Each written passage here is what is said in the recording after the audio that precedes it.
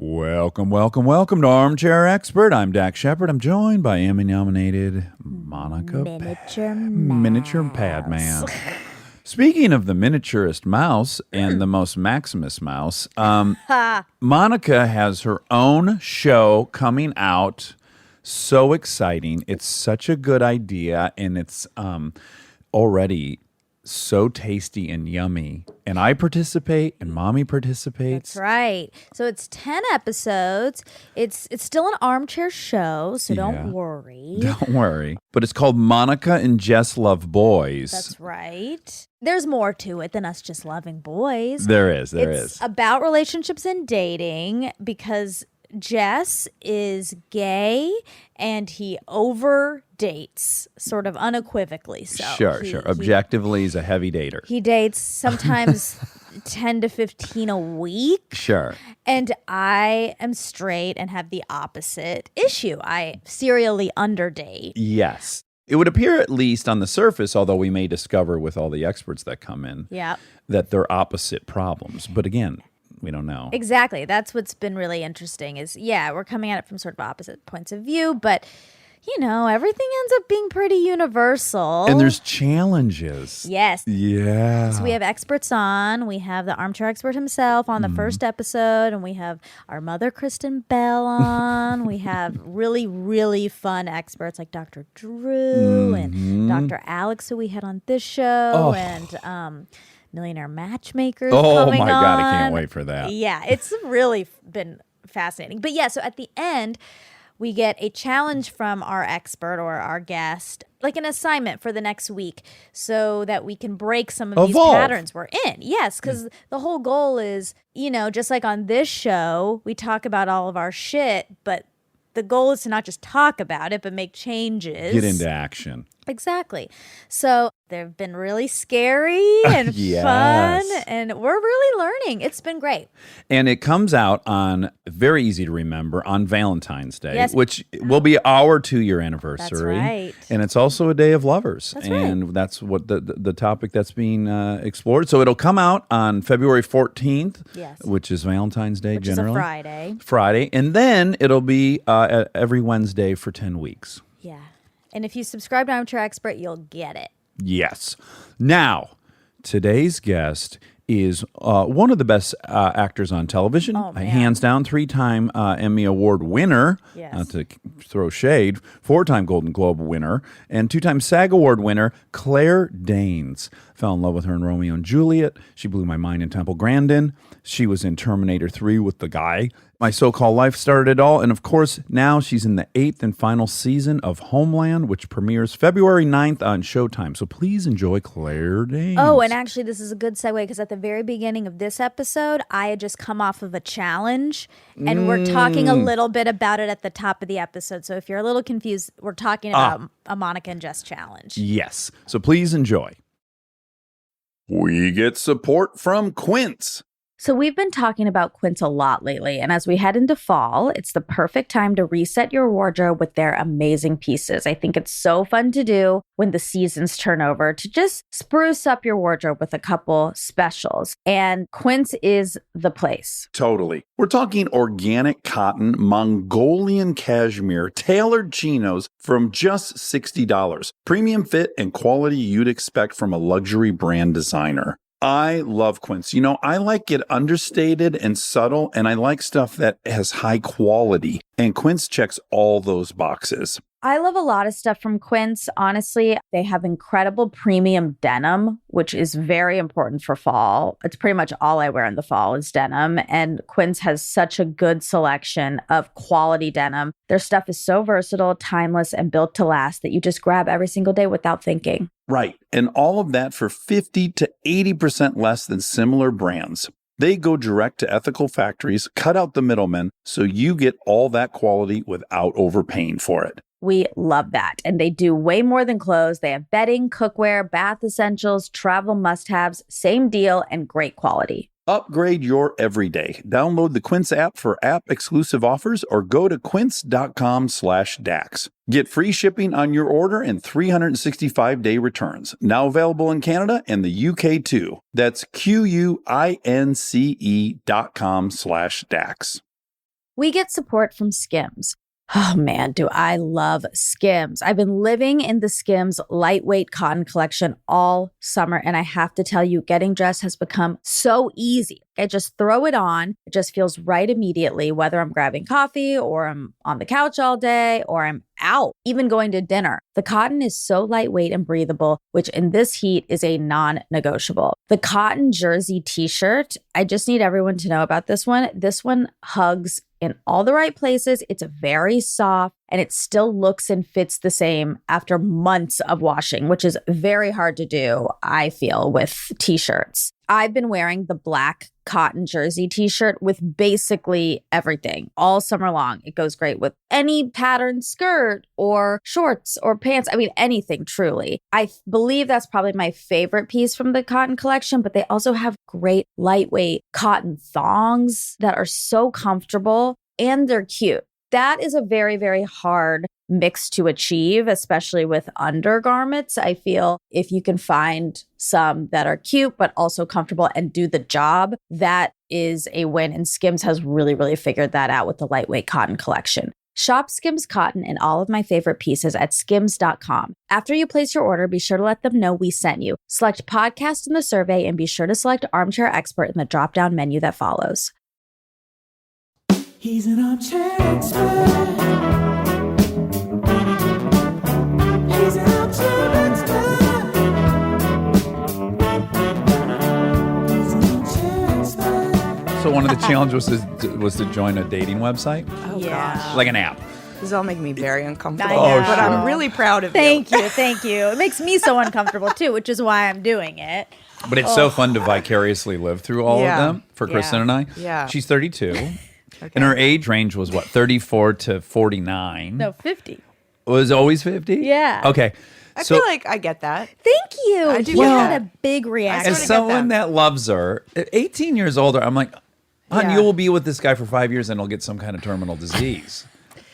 Yeah. I mean, I understand that logic as well, Uh-huh. but I don't know. I would cast a broad net. So we were arguing over whether or not it should be younger or older. Okay. And she went and saw Once Upon a Time in Hollywood. Yes. And she came back and she's like, I Amazing can't have an movie. age bracket that excludes Brad Pitt.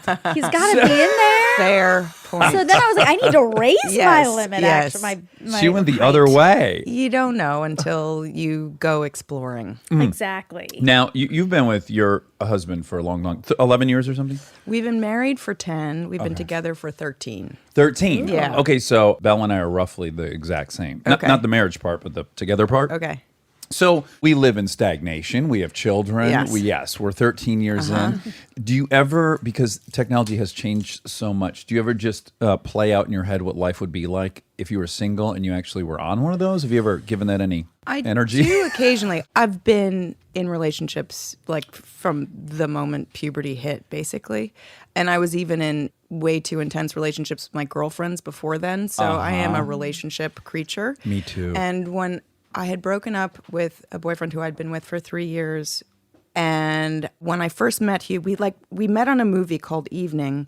We met at a rehearsal, and then we kind of disbanded, and we were going to regroup. And during that time where we all went back home, this breakup happened, and I was determined to be single, and I was really excited about it and kind of bragging about it. And I went on a date, with somebody who's actually kind of known but not in the business, so I can't say, Sure. And I thought, this is okay. Like, because I've auditioned my whole life. I've been Yeah. on lots of talk shows. I feign intimacy for a living. Yeah. So I could disassociate just enough and flirt. And like I was You were playing so your part. relieved, that it was kind of possible. Had one night stand in it. That was it. And that was the whole thing. That was it. My palate was cleansed, and then went back and filmed the movie. Realized, oh shit, I think I'm going to marry this person. Oh, wow. And the end of my life as a single person was realized. How quickly into Actually, that's not quite true. I think I was in staunch denial for a while. Well, you had a whole new game plan. I had a new game Yeah, plan. yeah, I was like, I already had a one night stand, so I'm flying. yeah. Yeah.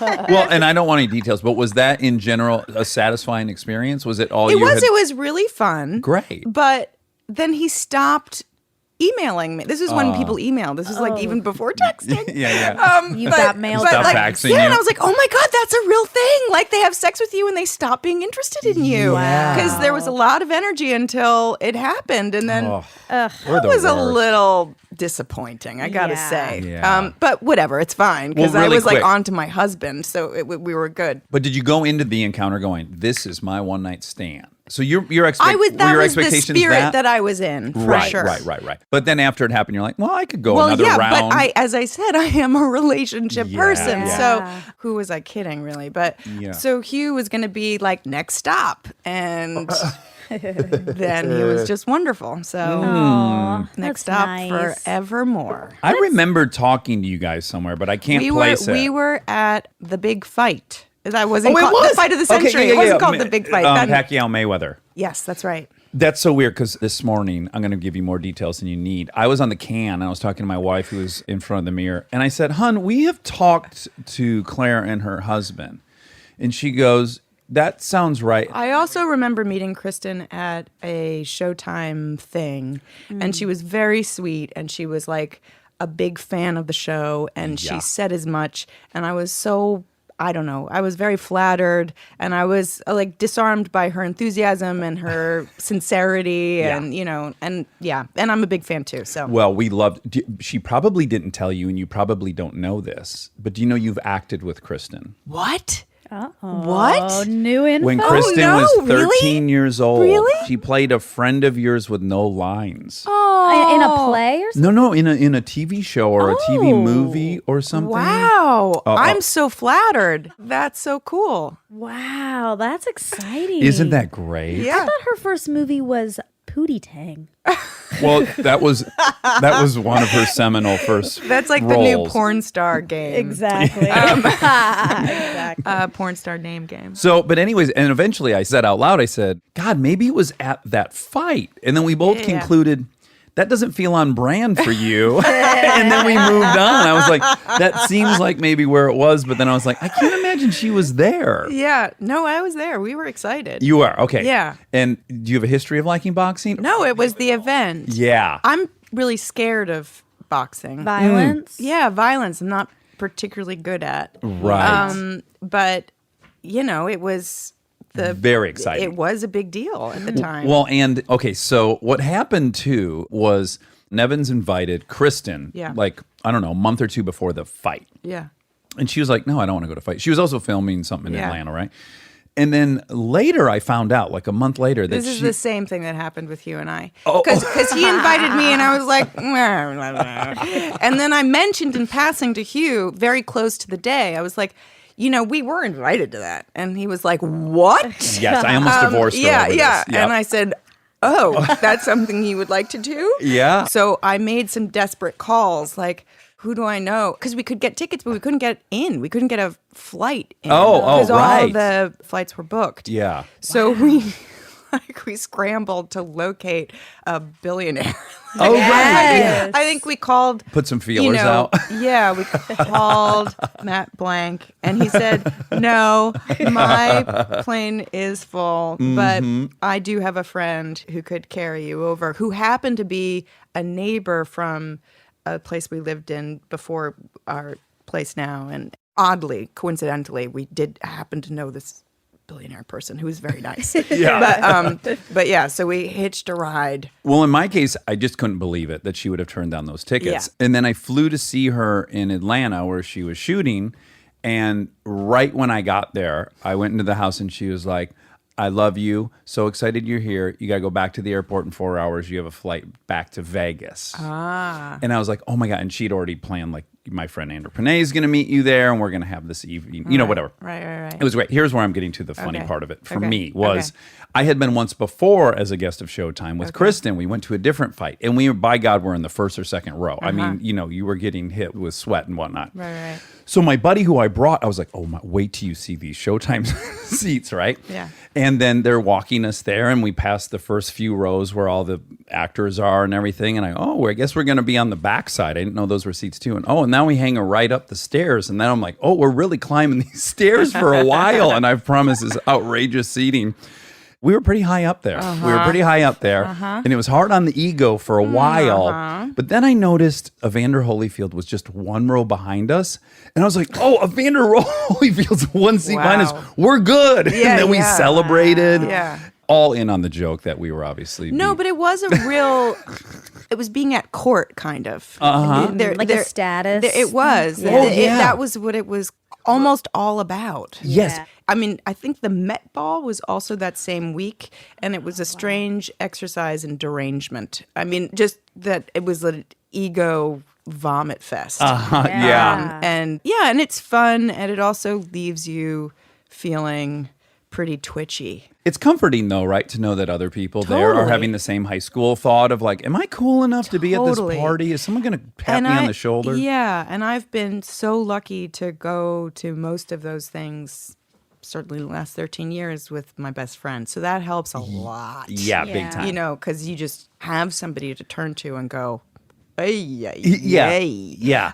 Share it with. And then occasionally you find an actual friend in the throng of beautiful people. Yeah. But it's a little mind bending. Yeah. And you do kind of float out of your body and look at it all from the outside in, which is not the most comfortable state to be in. Right. It really is all for me what my own mental state is. I can go and have the best time ever, Yeah. or I can go and just feel less than the whole time. And it's really, the experience is pretty And static. it's also, it is a performance too. That's what's also confusing about it. And we don't have balls really anymore. Right. I think we probably had more of them once upon a time, but where you do parade yourself around and announce yourself in this formal, absurd way. And I mean, I'm not necessarily critical of it because I do keep going back to them. Right. Because they're fascinating. And it is amazing to see so many extraordinary people in such a dense environment, concentrated space, at their, most elevated. Right. They've gone through hair and makeup. Yeah. They've have a stylist dress them. They didn't just wake up that way. And that is interesting. Do you get to the point, both of you, where you come home and you think like, oh, none of that matters? Oh, Or every not time really? for me. Oh, yeah, none of it matters exactly. The last one I went to was at the Met Ball, and I was pretty pregnant. And I also happened to be objectively unwell. I was like really sick. I had a fever, and it was and the sickness was getting intensified over the course of the evening. It just becomes like an acid dream, right? But I was already altered in so many ways, Right. that weren't enjoyable. But I was sitting opposite Uma Thurman, who I kind of have known over the years, and she's quite warm and friendly. And I was saying like, I'm really not feeling so well. And so after you have the big dinner, then the musical guest performs. You never know who it's going to be, but everybody kind of knows who it's going to be. In this case, it was Madonna. And we were all kind of ushered to another part of the museum, and I was feeling really faint. I just kind of groped my way to some stairs, and there Uma was again with J-Lo and A-Rod.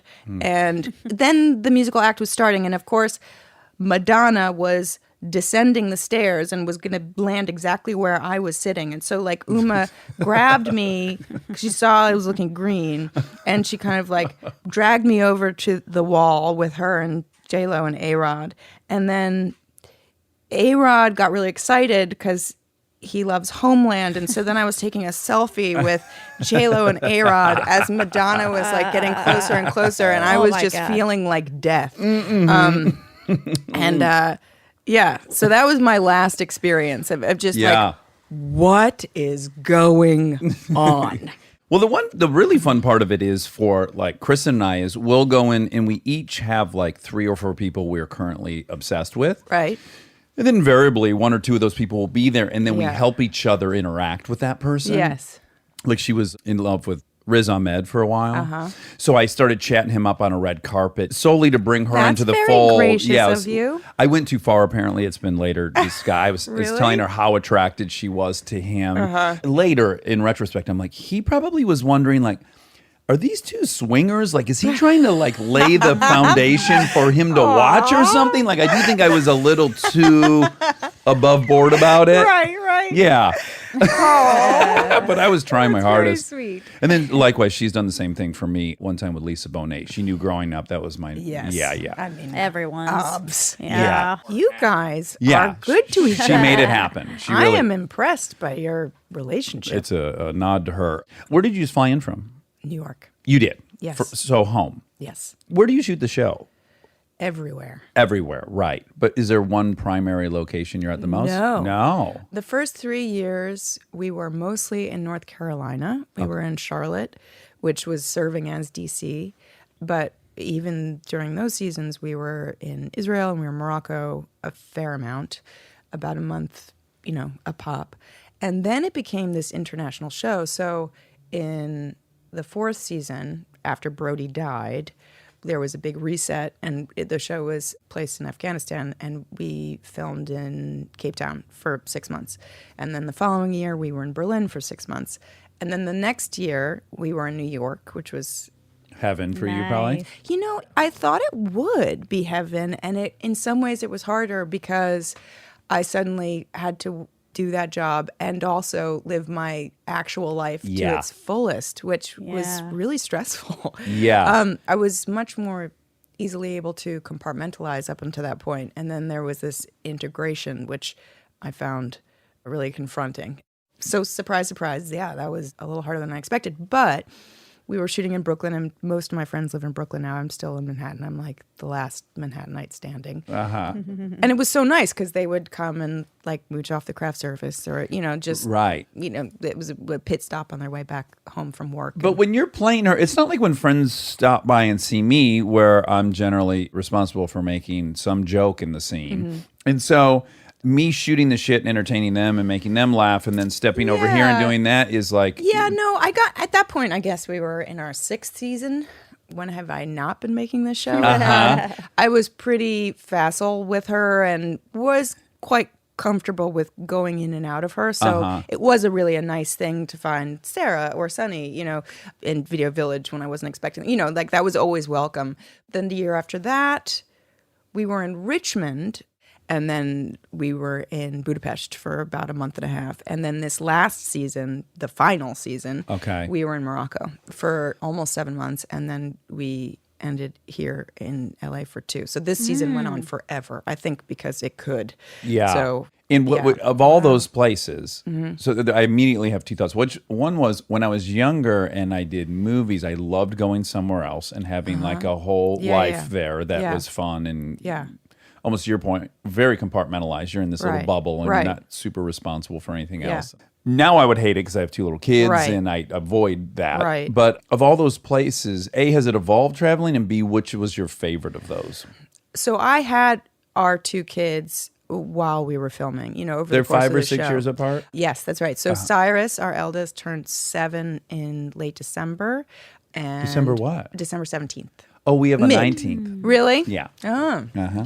So you know all about that. Mm-hmm. And then Rowan, our second son, is almost 18 months now. Yeah, so there's like 5.5 years between the 2 of them. But we were figuring it all out. I mean, we had been married for a year when boy. Homeland happened. Yeah. So it was a very steep learning curve. And that South African season was incredible because it's outrageously beautiful there. Cape Town is honestly one of the most gorgeous places I've ever been to. But Hugh took a job in Australia, and Cyrus was pretty little. Really he was quick, like in your a year mind, and were you like, change. oh, that's close? Yes. Yeah, I totally was. Yeah, of Southern course. Hemisphere. That's No right. problem. Yeah, halfway there. Yeah, no. 17 hours between the two. Oh boy. Yeah. No, it was crazy. Right. So, no, it was a nightmare. Cyrus was really little, so we all went together. He was there with us for about a week, and then he left and was very far away for 5 weeks, came back for 2, then was very far away for another 5, and that was rough. Yeah. That was rough. That took us a long time to recover from. Yeah. And we learned that we can't do that again. But, I Right. mean, we learned the hard way. That was just brutal. I don't know if you watched the Bill Gates documentary on Netflix. No. It's like 3-part. It's amazing. I bet it is. That Can't sounds recommend incredible. it enough. Yeah. But they're interviewing Melinda at one point, and she said, there just became this point where I'm sitting in this gigantic house by myself with our kid. Yeah. And I'm like, I can't do this. Yeah, I don't know what to yeah. tell you. I know you're running the biggest company in the Yeah, world, yeah, but yeah. this is a deal breaker for me. Right. And you got to figure this out. And to his credit, he did. He completely changed Yeah. his, role in the company and everything else. Wow. I can't do it. Yeah. I mean, maybe some people can. It seems doubtful, but just for me, I can't. Yeah. So actually, this last season, we really internalized that, and we were together the whole time. Rowan was 5 months when we arrived. Hugh ended up taking a role on the season. Oh, that's helpful. So that was really nice. It was kind of a coincidence. Yeah, I think that was probably the best one because we were together throughout. Right. I also love Berlin. Berlin is rad. I don't know, have you ever been? I've not been. I've not been great. to either of those places. Me I'm either. embarrassed to admit. How very dare you? I You should know. feel deep shame. It's pretty great.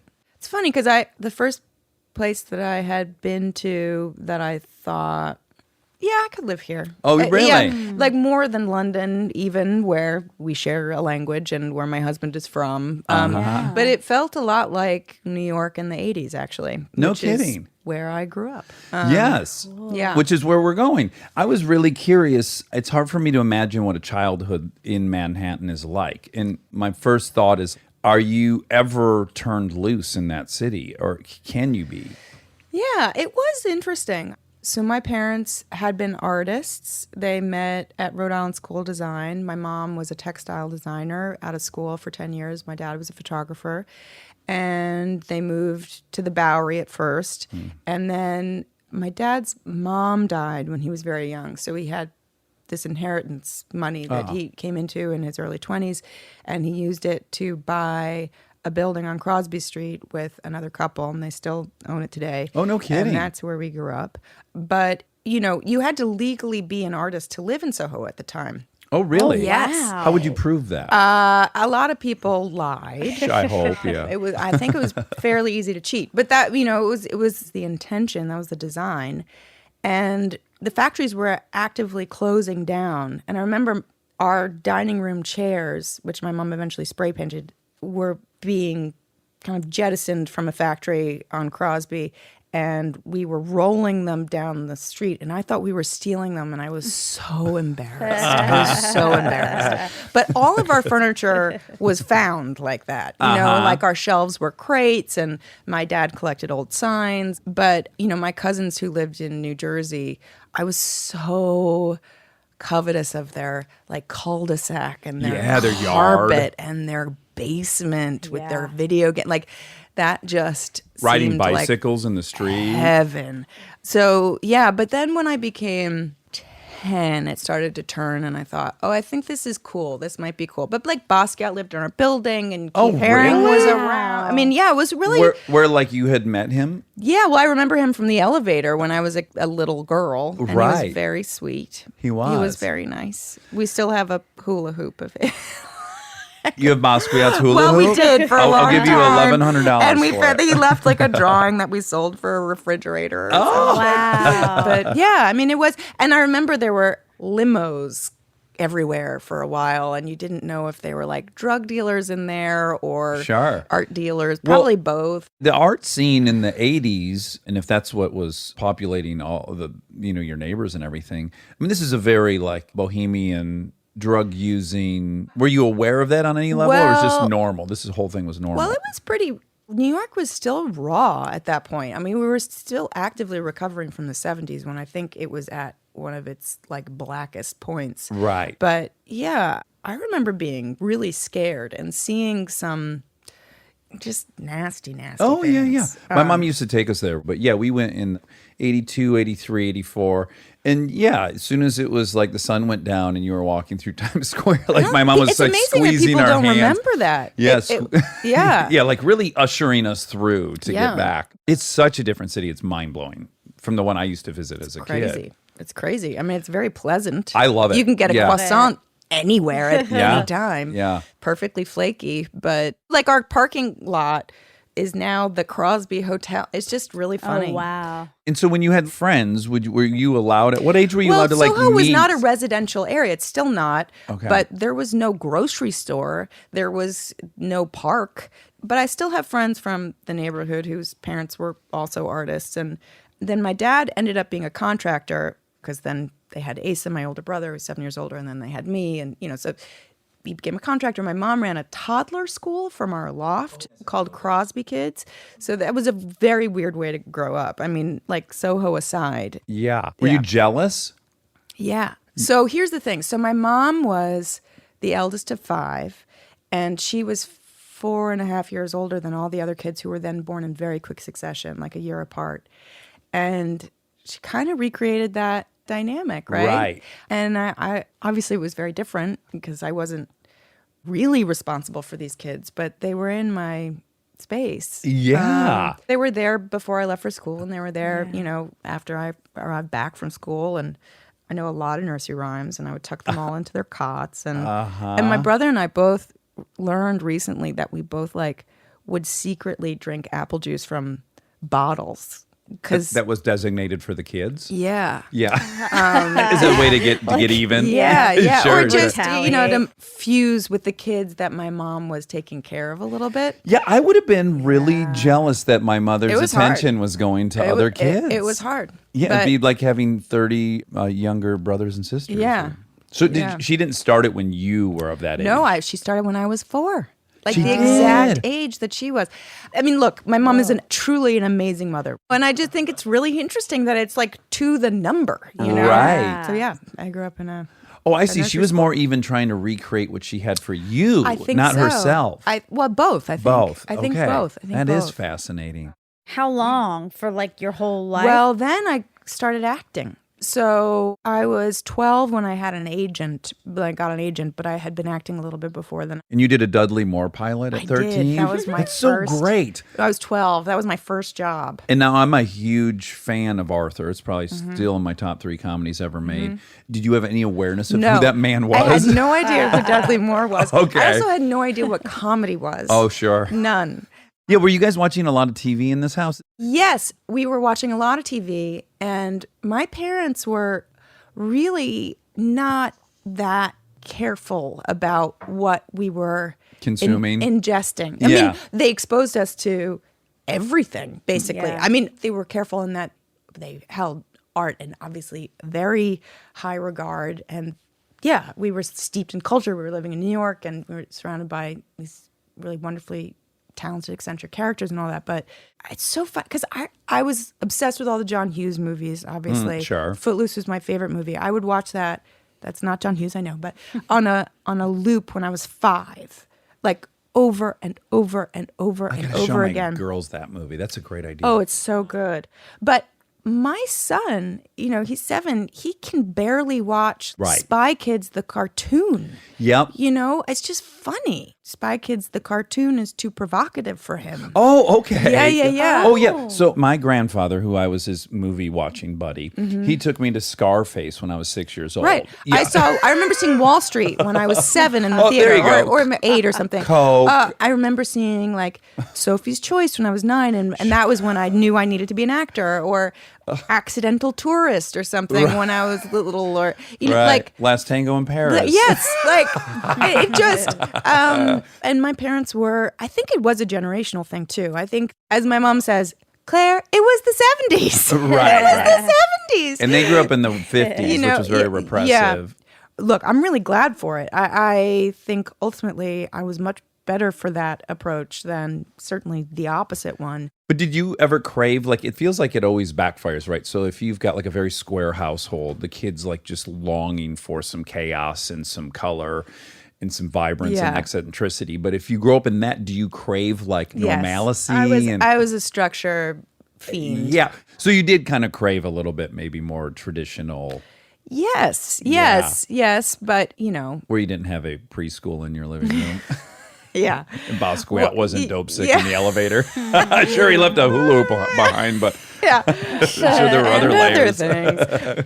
Yeah. Do you think that you sought out acting because it was a niche that was yours, whereas you were sharing so much in your space with all these other kids? That's such an interesting question. That's a really interesting question.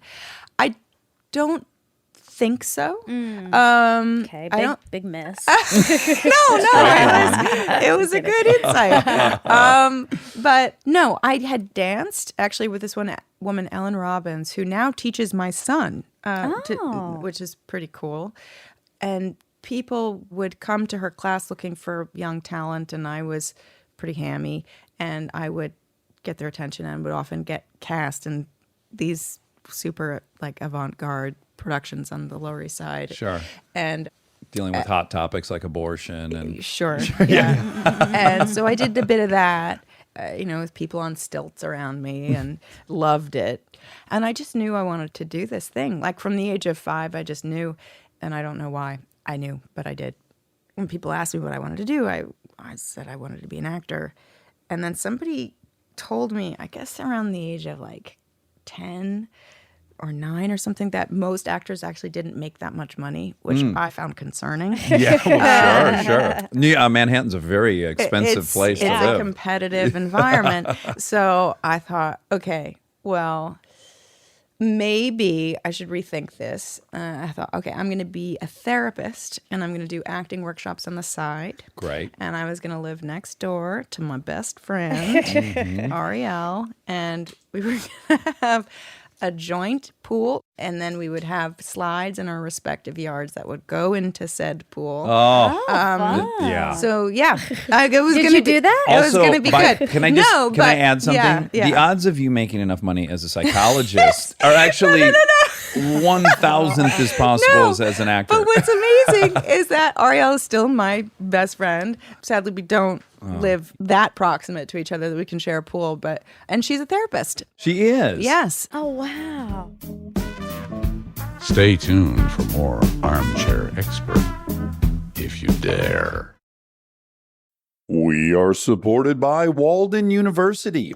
You know that feeling when you've been thinking about making a move, going after the degree, the promotion, that thing you keep telling yourself you'll get to someday? Walden University is built for that moment. For over 50 years, Walden has helped working professionals get the W, the knowledge, the skills, and the confidence to create real change in their careers and communities. Their programs are designed around your life, not the other way around. With Tempo Learning available in select programs, there are no rigid schedules or set weekly deadlines. You move at your own pace. And Walden's faculty aren't just academics. They're practitioners who bring real-world experience into everything they teach. From your first class to career coaching and beyond, Walden is your partner the whole way. Take the first step and learn at a pace that works for you. Visit waldenu.edu.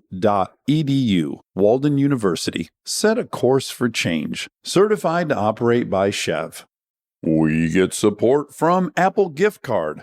Back to school is here, and for many, that means some big life transitions. Whether they are heading into a new grade or setting up a dorm for the first time, you want to give them something that actually supports their growth and success. Apple Gift Card is a versatile solution because it takes the guesswork out of gifting. It's not just about a new pair of AirPods for focus. It's about giving them the invaluable chance to choose the digital tools and subscriptions that suit their unique journey. They can use it for productivity apps on the App Store, movie nights on Apple TV, or extra iCloud storage for all those new memories. With Apple Gift Card, it's so empowering to give the students their freedom to allocate their own resources. Celebrate their new academic chapter. Visit applegiftcard.apple.com to celebrate their milestones and gift one today. This episode is brought to you by SoFi.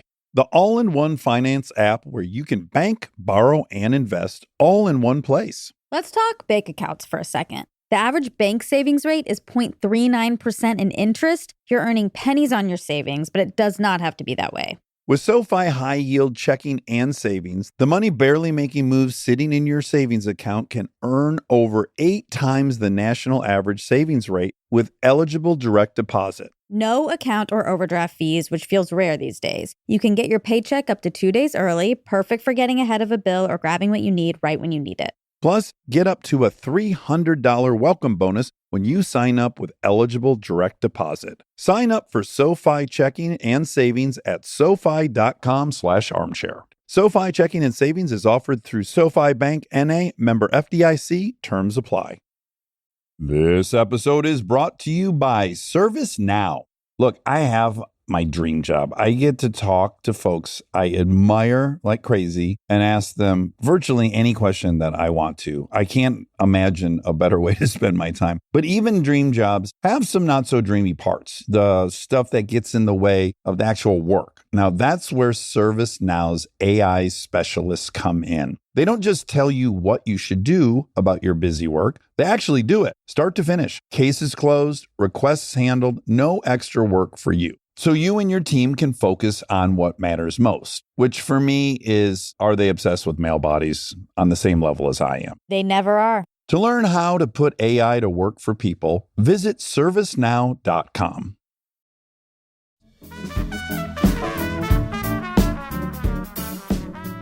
All right, so Dudley Moore, just really quick. Oh, right. Having not seen Arthur, Yeah. he just was a short English gentleman. Yes. And was he... He was very charming. Uh-huh. He had a hard time remembering his lines. Sure. I don't know if it's because he was very drunk. He wore lifts. He had a grand piano in his dressing room. So cool. And he played it all the time. Really? And he was very warm and... And imbibed. Yeah, probably. Yeah. I didn't know. But it was absurd.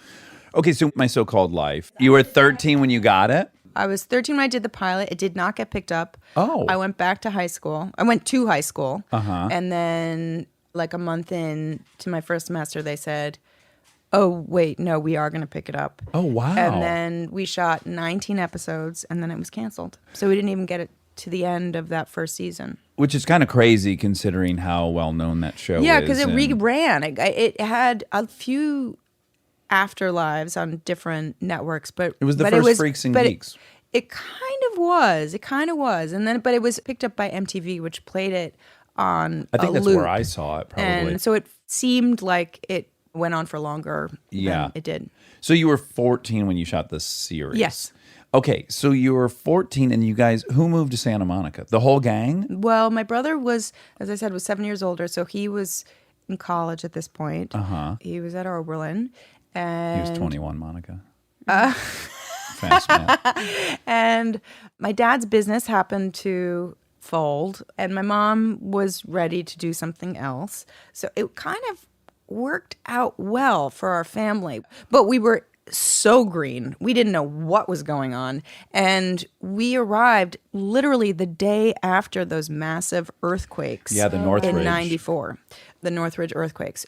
Literally the day after, which was just too potent of a metaphor. So we've experienced all these aftershocks, and everybody was ashen. I mean, everybody was just traumatized. Yeah. And we were like, hi. So it was a strange way to arrive. That's really bizarre because I, too, landed in Santa Barbara the day after. Oh, really? And even in Santa Barbara, I felt an aftershock Yeah. that was quite significant. Yeah. I mean, I kind of thought, oh, well, this is a little bit like the subway rumbling. And I remember my dad was really defiant. He would like sprawl out on the couch like he was going to take it on. And my mom and I were hovering under the, in the doorway or whatever, like we were told to.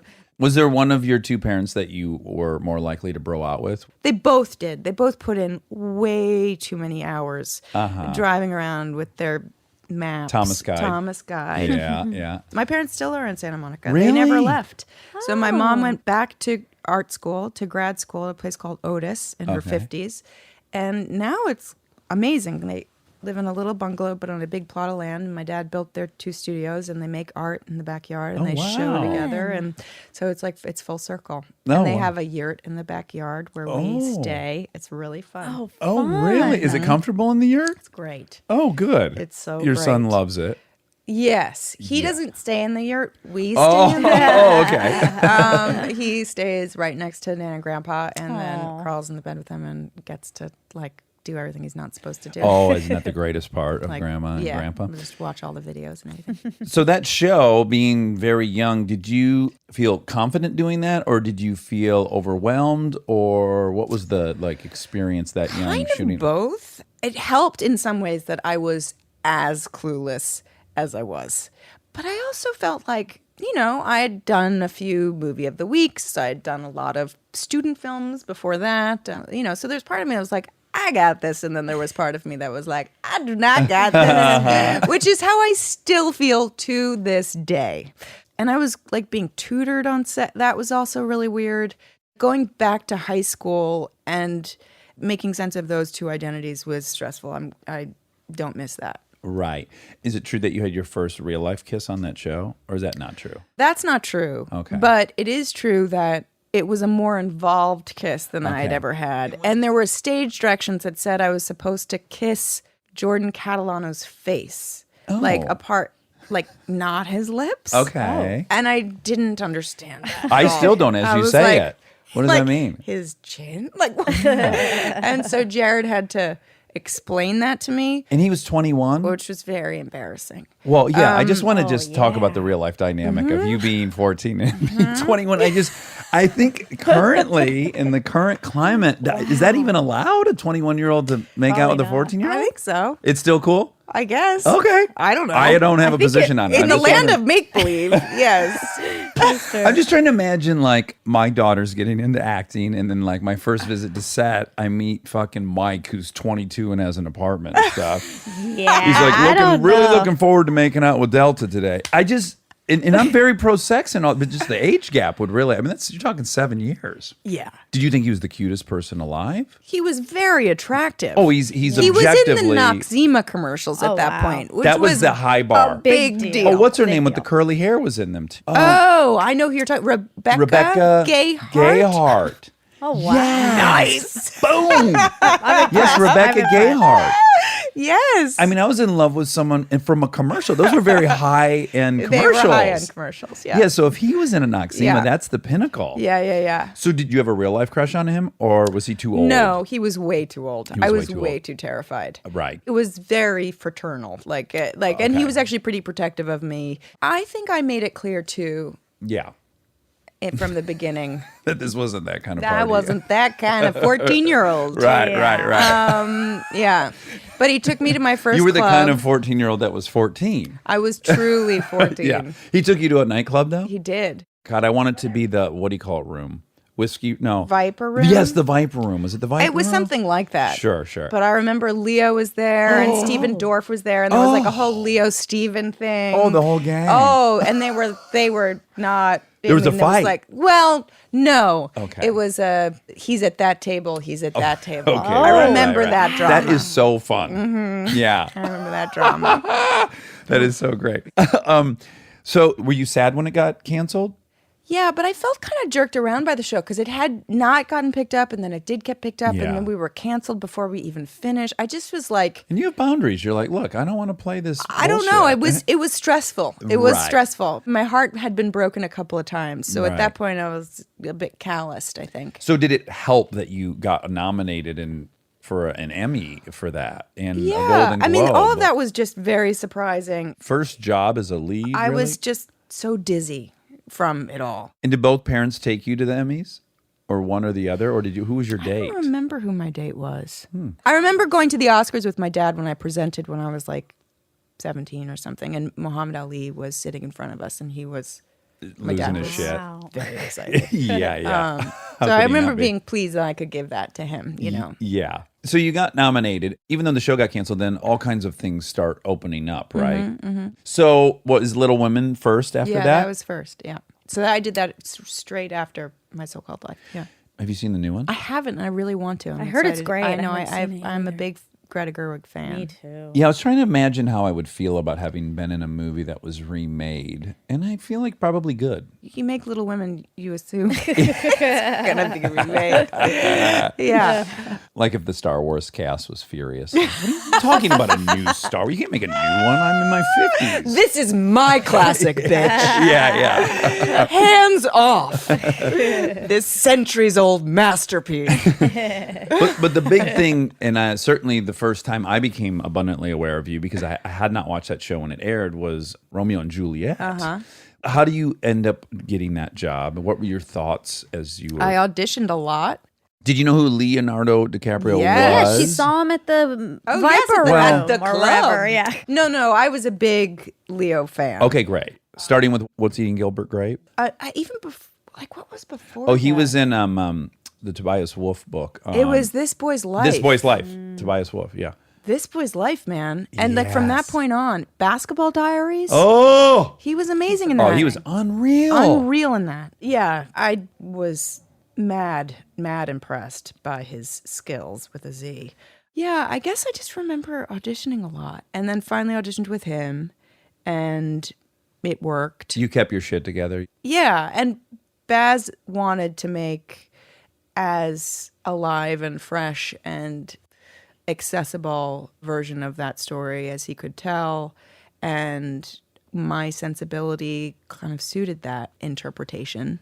And I think Leo and my acting styles were Simpatico. yeah, we're And you compatible were what? enough. You're 17 and he was 21. Is that? I was 16 and he was 21. I turned 17 when we filmed. Did you? I'm having a memory that was shot in Mexico City or was something. very good. It Yeah. was. Yes. Okay, so to go to Mexico City, Yeah.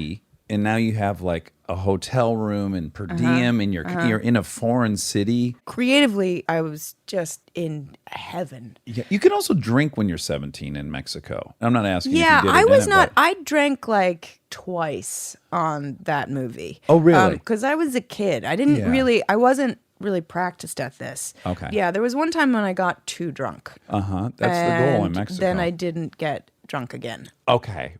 I was a child, really. Like, I was not a drinker.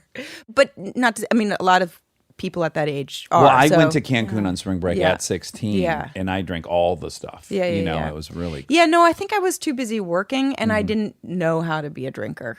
I just want you to know, because I would hate for you to think that I only ask female guests. Male guests, too, I want to know so bad if they fell in love with the person they worked with. I would have fallen in love with him. I was so Yeah, I think. smitten with him as I- an actor then. I think it was crushy for sure. Uh-huh. But it was also a little bit like the Jared. Like that was just never gonna happen. Okay, it was just, right. Yeah. I didn't like with the drinking. Like I didn't know how to go about that. Yeah, and he was already in the business for like 8 years. He so was he's in the probably business partying and having a good time. And we're really different people. Right. I mean, I remember at one point he just was so frustrated and said, "How can you be so still?" And I said, "How can you be so active?" But like he is, as a very kind of frenetic energy, and I am not. You know that I can be like really focused, and I guess on set especially like very centered. Do people read that as you being not friendly or not? I think they can. I think they can read it that way. I've never mean to communicate that. Right. And sometimes I worry about it being a lead actor, and I think I should be Setting the tone. more performative. Or I mean, I think I probably do set the tone by default. That's just the tone I set. Yeah. But I think there is real value in having the number one call sheet person be more gregarious and Like a morale captain. yeah. yeah. And I don't know, I don't like naturally excel at that, but I really want to be in a healthy environment and I want to be decent and expect decency around me and stuff. So I Right. think that is a good thing that can radiate, but Yeah. but I'm in some conflict about that. Like, oh God, I should be better at being. The cheerleader. Yeah. Right. And when that movie, you must have been delighted with how it turned out, right? It Yeah, I was. Because It was what had amazing. Baz Luhrmann done before that? That was certainly the first He thing did I'd ever Strictly seen. Ballroom, which was Oh, right, incredible. right. He is a real genius and an auteur and has this kind of incredibly comprehensive, fantastic understanding of not only the story, but like The world. the world. Yeah, yeah. He seems to be like a master of the world. Yeah.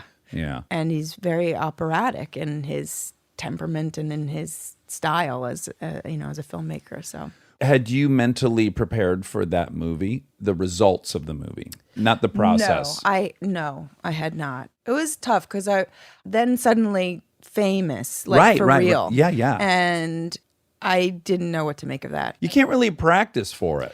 No, no. And it's awfully young to be famous. I would Yeah, think. and I didn't have any reference point. I wasn't of it. Mm-hmm. My family just kind of stumbled into this culture, and we were all trying to make sense of it in real time, and I kind of couldn't keep up with the pace of it.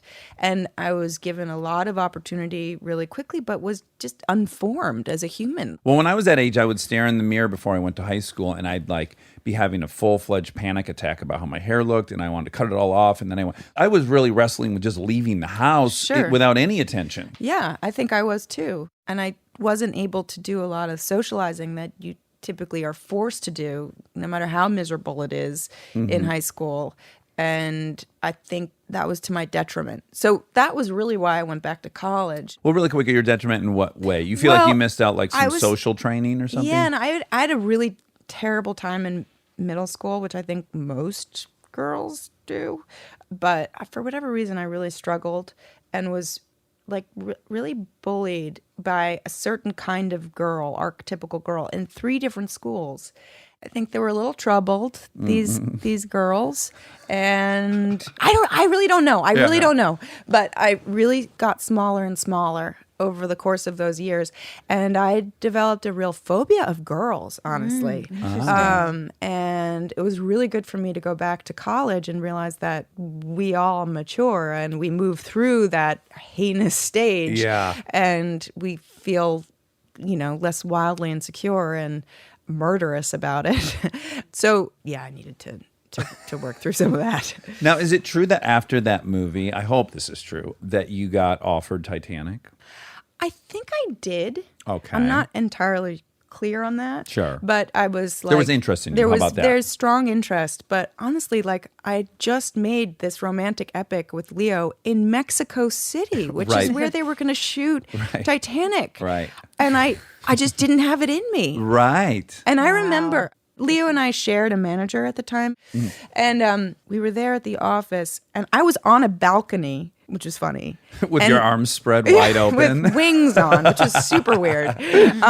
No, and Leo had this like rental red convertible, some like hot roddy Sure, car. sure. And he was kind of doing not like he was Maybe kind some of going in donuts or something. circles or Yeah, like yeah. in the Hot dogging. parking lot. And I knew he was wrestling with the decision to do that movie or not. And he just looked up at me and he said, "I'm doing it. I'm doing it." After some donuts, he figured out. Yeah, like he did some donuts and To clear his head. And I could see he wasn't sure, but he Right. was like, "Fuck it, I got to do this thing." Yeah. And I looked down on him going like, "I totally understand why you are doing that." Yeah. And I'm not ready for that. And I think I really wasn't ready for it. And I remember after that movie came out and he just went Oh my God.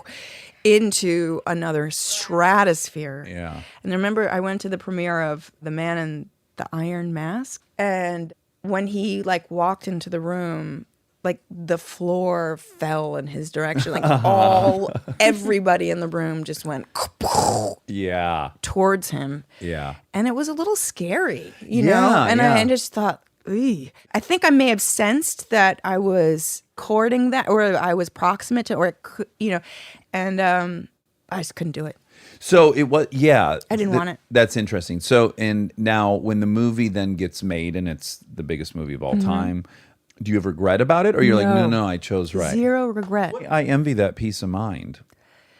I was just really clear about it. I wasn't Right. conflicted. I wasn't. But were the people in your life Maybe. who are like managing your future Maybe. going like, But I was just feeling eager to have different creative experiences. That felt like a repeat. Right. And as I said, I think it was going to propel me towards something that I knew I didn't have the resources to cope with. And I knew I had to do like a lot of foundation building. That's crazy smart of you very- at 17 to have recognized that in yourself. Because if you're, as you said, imagining and dreaming about becoming an actor since you're 5 or 6, and it's like, well, that's the apex. You're about to go right to the apex of that Jim Cameron in this outrageous Right. movie.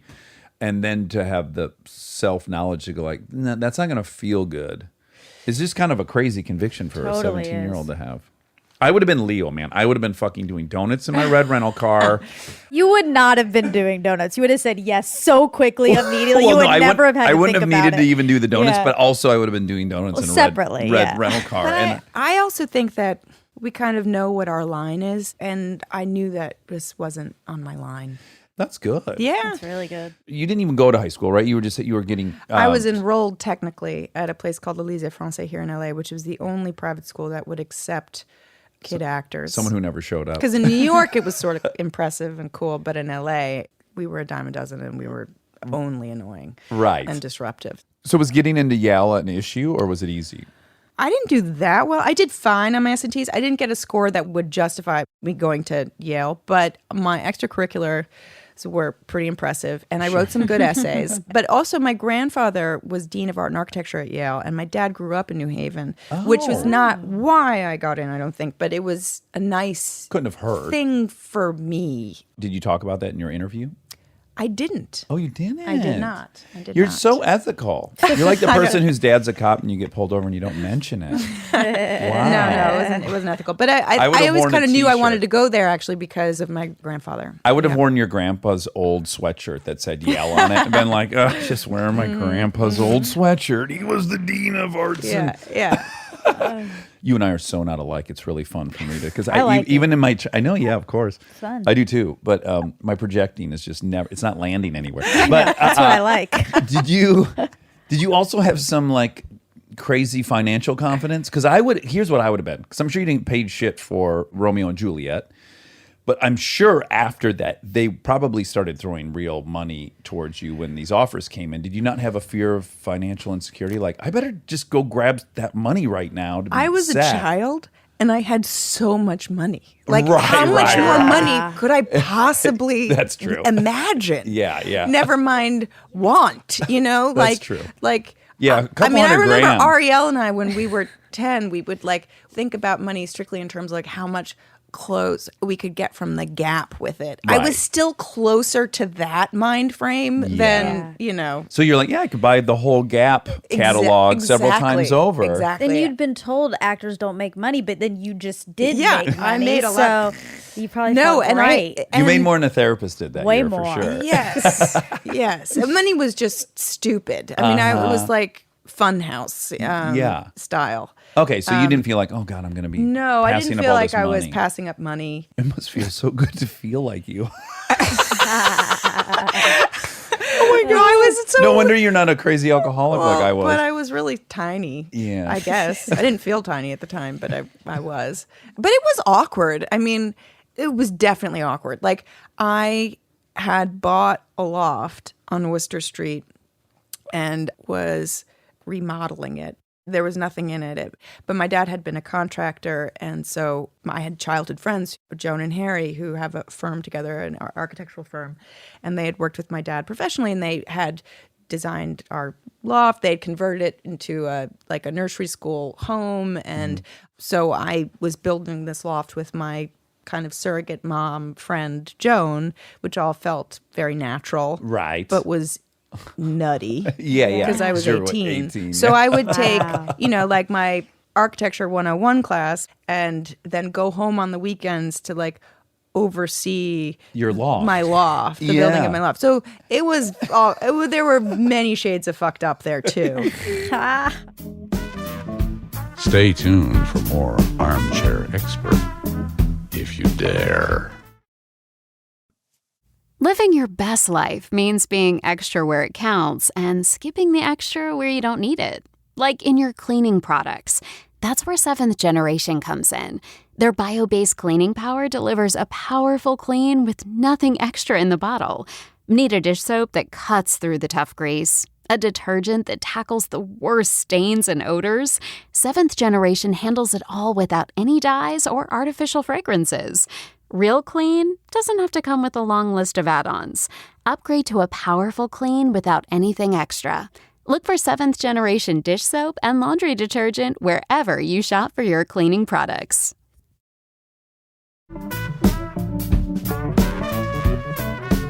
Were many, many guys trying to court you? Well, I was very deeply involved with a guy called Ben Lee. We were like, He's since we were changed his living name. together. No, he's still Ben Lee. He lives in LA now. You said called. Oh no, because he's Australian, and also my husband's English. So you say, he's not named Ben Lee; he's called Ben Lee. So I've appropriated that. It's affected and annoying, but it's I got just, you. Yeah. But Sorry. when you hear it from our American I ears, know, it forgive sounds us. weird. It's like you used to be called Yeah, Ben. I know. Yeah. Anyway, sorry. Anyway, so I was like not going to college for that reason. I was there to learn. Yeah. I was nerdier than any kid in that school, which was ridiculous because there were a lot of nerds. It really attracts nerds. We love Yale. Oh my God, I'm so jealous. We're Yeah. uniphiles. Yeah, we're obsessed Yeah, with we're- fancy I didn't colleges. finish. I went for 2 years, and so that's all I got. Yeah. But I feel like her 2 years at Yale's more impressive than our finishing Combined. college. Yeah. Did you graduate? Yeah. Well, you win. Yeah. No, I don't think so. No. I don't think so. What did you major in? Well, I didn't have to major because I only went for 2 years. But you were going to get psychology degree, Well, right? I thought I Therapist? was, but then I realized that what I meant by psychology was in fact English because I was frustrated by psychology ultimately. It's also like a baby field. Sure. It's only like And 150 years old or something. It was asserting itself as, Empirical in some way? yes, Yeah. as That's scientifically driven and oriented. Yeah. And I didn't think that was true. I remember I took some class where abnormal psych or something, and we had to write an essay every week, and there was some controversial subject that we had to say was either good or bad. And every week I would say, well, the data is inconclusive. I just don't think we can say. And I would get penalized. I'd get punished for it. And I just thought, this is no. Like, we can manipulate these numbers any way we choose. And do you know, I would imagine you know a ton about psychology at this point, first from having an interest in it as a kid and then also playing someone that's bipolar. But do you know the whole history of the DSM and how it came about? No. Tell me. Oh, my God. Tell me. So there, and I'll forget the name, but we'll say it in the fact check. There was an English guy who came to America specifically to expose how bad the state of psychiatry was in the U.S. And what he did is he deployed like 6 or 8 people, and they had to go into a clinic, and all they were allowed to say is, I hear the sound thump in my head. And then once they were admitted, they could only tell the truth. So the only lie was, I hear the sound thump in my head. And these were generally the people participating were other students and whatnot. And they got a myriad of diagnoses, right? Like schizophrenic, just a huge barrage of different, very, very serious mental health ailments. And then he published this, and the whole community, the American Psychology Association, whatever, they said, well, we need to do something about this, right? So they decided to come up with a standardized test, which became the DSM. Okay. And the DSM is a questionnaire that a computer can read and tell you basically what you have. But one of the fallouts of, like, say, the first DSM is if you give it to people, what you find is that probably 80% of the country has a mental illness. So their conclusion was either, well, mental illness is pandemic, or the DSM isn't really getting us what we want. And there's now been several iterations of the DSM, and I don't take a position on it. But it's a fascinating history. But there was one psychologist who really took umbrage with what this guy did, and he said, and I want to say, but I always say this, that he worked at Johns Hopkins, but he said, send me somebody, a fake, to the clinic, and I will tell you who the fake is. And he agreed to this, and they said, at some point in the next month, I'll send one in. And at the end of the month, Johns Hopkins guy said, it's this person. And he said, I didn't send anybody. So it was kind of like his double trick was to not even send anyone. Oh, wow. Okay. Yeah, there's a fascinating documentary about it. Yeah. But at any rate, so you were like, this might be, we might be still early in this I science was also before we. a sophomore in undergrad. Yeah, I mean, as I said, I have a disproportionate number of therapist friends as well. And I strongly believe in therapy.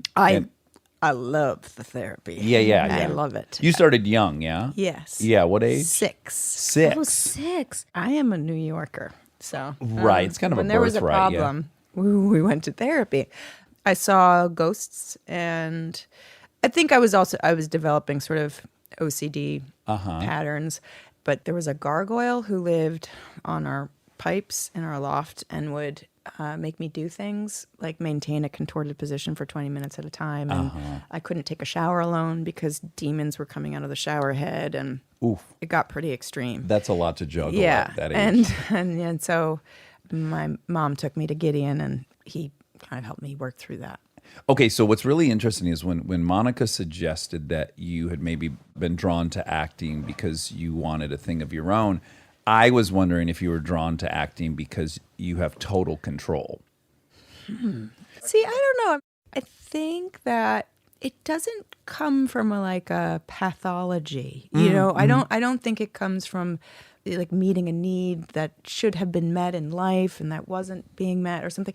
I was just a really keen, close, avid, hungry observer. And I just really always was deeply, deeply interested in human beings. And I had no patience for cartoons when I was a kid. Didn't want to waste my time with an abstracted image. I wanted to look at actors in real space and time, you know? And I got really lost in those details. Honest to God, my first memory of acting was when I was about 3. I must have been 3. And I was at pre-nursery school, and there was an Indian American woman, Slow, who was our teacher, who I loved. And it was nap time, and I was always a really bad napper. I'm still a bad napper. But I was a very good girl. I'm still a very good girl. And so I was pretending to sleep, and I had remembered that my mom twitched in her sleep. And so I was doing that, and I remember thinking like, ooh, that was really subtle. That was really nuanced. There is no way Slow is going to think I'm anything other than dead asleep. You just found the perfect speed for that twitch. So that's still the same exercise. It's the same practice, the same impulse. Yeah. And it didn't come from a nervous place or a frightened place or a place of needing to assert control. It was just a natural impulse to mimic. Right. And I took real pleasure in the game of that. Sport isn't quite right because I think it's more expansive than that. But yeah, and beyond that, I don't know. Now, was it a hard decision to leave Yale? Kind of. I mean, I was going to do a movie that Jodie Foster was going to direct, like this circus movie, and I trained for a whole summer. Doing circus tricks? What type? Flying trapeze and the Spanish web. It was here in LA. There was this Mexican-American family that had been in the circus forever, and it was wonderful. And they had this whole setup in the backyard in the valley that was so hot. Yeah. And I got so into it and very strong, which was, not the point, but especially from the Spanish web, which was my favorite. What's the Spanish web? It's when you have these 2 pieces of cloth and you climb them, and then you tie knots, and then you kind of flip down. Wow. One of Monica's best friend does this, Leandra. That's like aerial. Yes. She does like aerial Yeah, stuff. it's really, really, really fun. We did the wheel thing. It was pretty varied, very across the board, and it didn't end up happening. So I had taken a semester off to do that, and it fell apart. And so I raced back to school with these guns, these incredibly defined arms that just atrophied real fast. Yeah, so and just kind of got more stop-start. I really thought that I would do a movie a summer, but I kind of failed to realize how much work goes into getting work, and I just wasn't available to read scripts or take meetings, and that was just very idealistic of me. And I sort of got what I needed from college. I met my best friends who were then graduating, because I'd taken time off, and so I started to feel a little isolated. Did you have any fear that the window was closing of your opportunity acting-wise? Maybe a little bit at that point. I mean, I was 22, but I think it was more that, as I said, I kind of did all that socializing that I had missed out on when I was younger. I kind of learned the fundamentals of reading and writing. I could, I kind of learned enough how to think critically. And I had the tools that I needed to go forward. And I think I really went into school with the question of, am I acting out of habit or choice? Because Right. this was a decision I had made a very long time ago when I was a child. And I just wanted to give myself an opportunity in a more neutral environment. To recommit To to, just Amish recommit to it. lifestyle. It was your Yes. Rumspringa. It was my Rumspringa. Yeah. It was a little bit. And then you were able to just jump back in pretty easily? Or It was kind of awkward. Uh-huh. The first job I did was The Hours. I had like a little role on that, which was kind of dreamy. I had a couple scenes with Meryl Streep. I did a movie that I actually still really like called Igby Goes Down. Oh, yeah. And then I made a very bad movie with Joaquin Phoenix and Sean Penn in Denmark and Sweden. An amazing director called Thomas Vinterberg who had created Dogma with Lars von Trier. Like it was very exciting. Yeah. And it didn't work Didn't for pan out. various reasons. But I also I hadn't acted for 3 years. I was like very schoolgirl at that point. And I forgot that acting was primarily a visceral more of a punk rock experience. Yeah.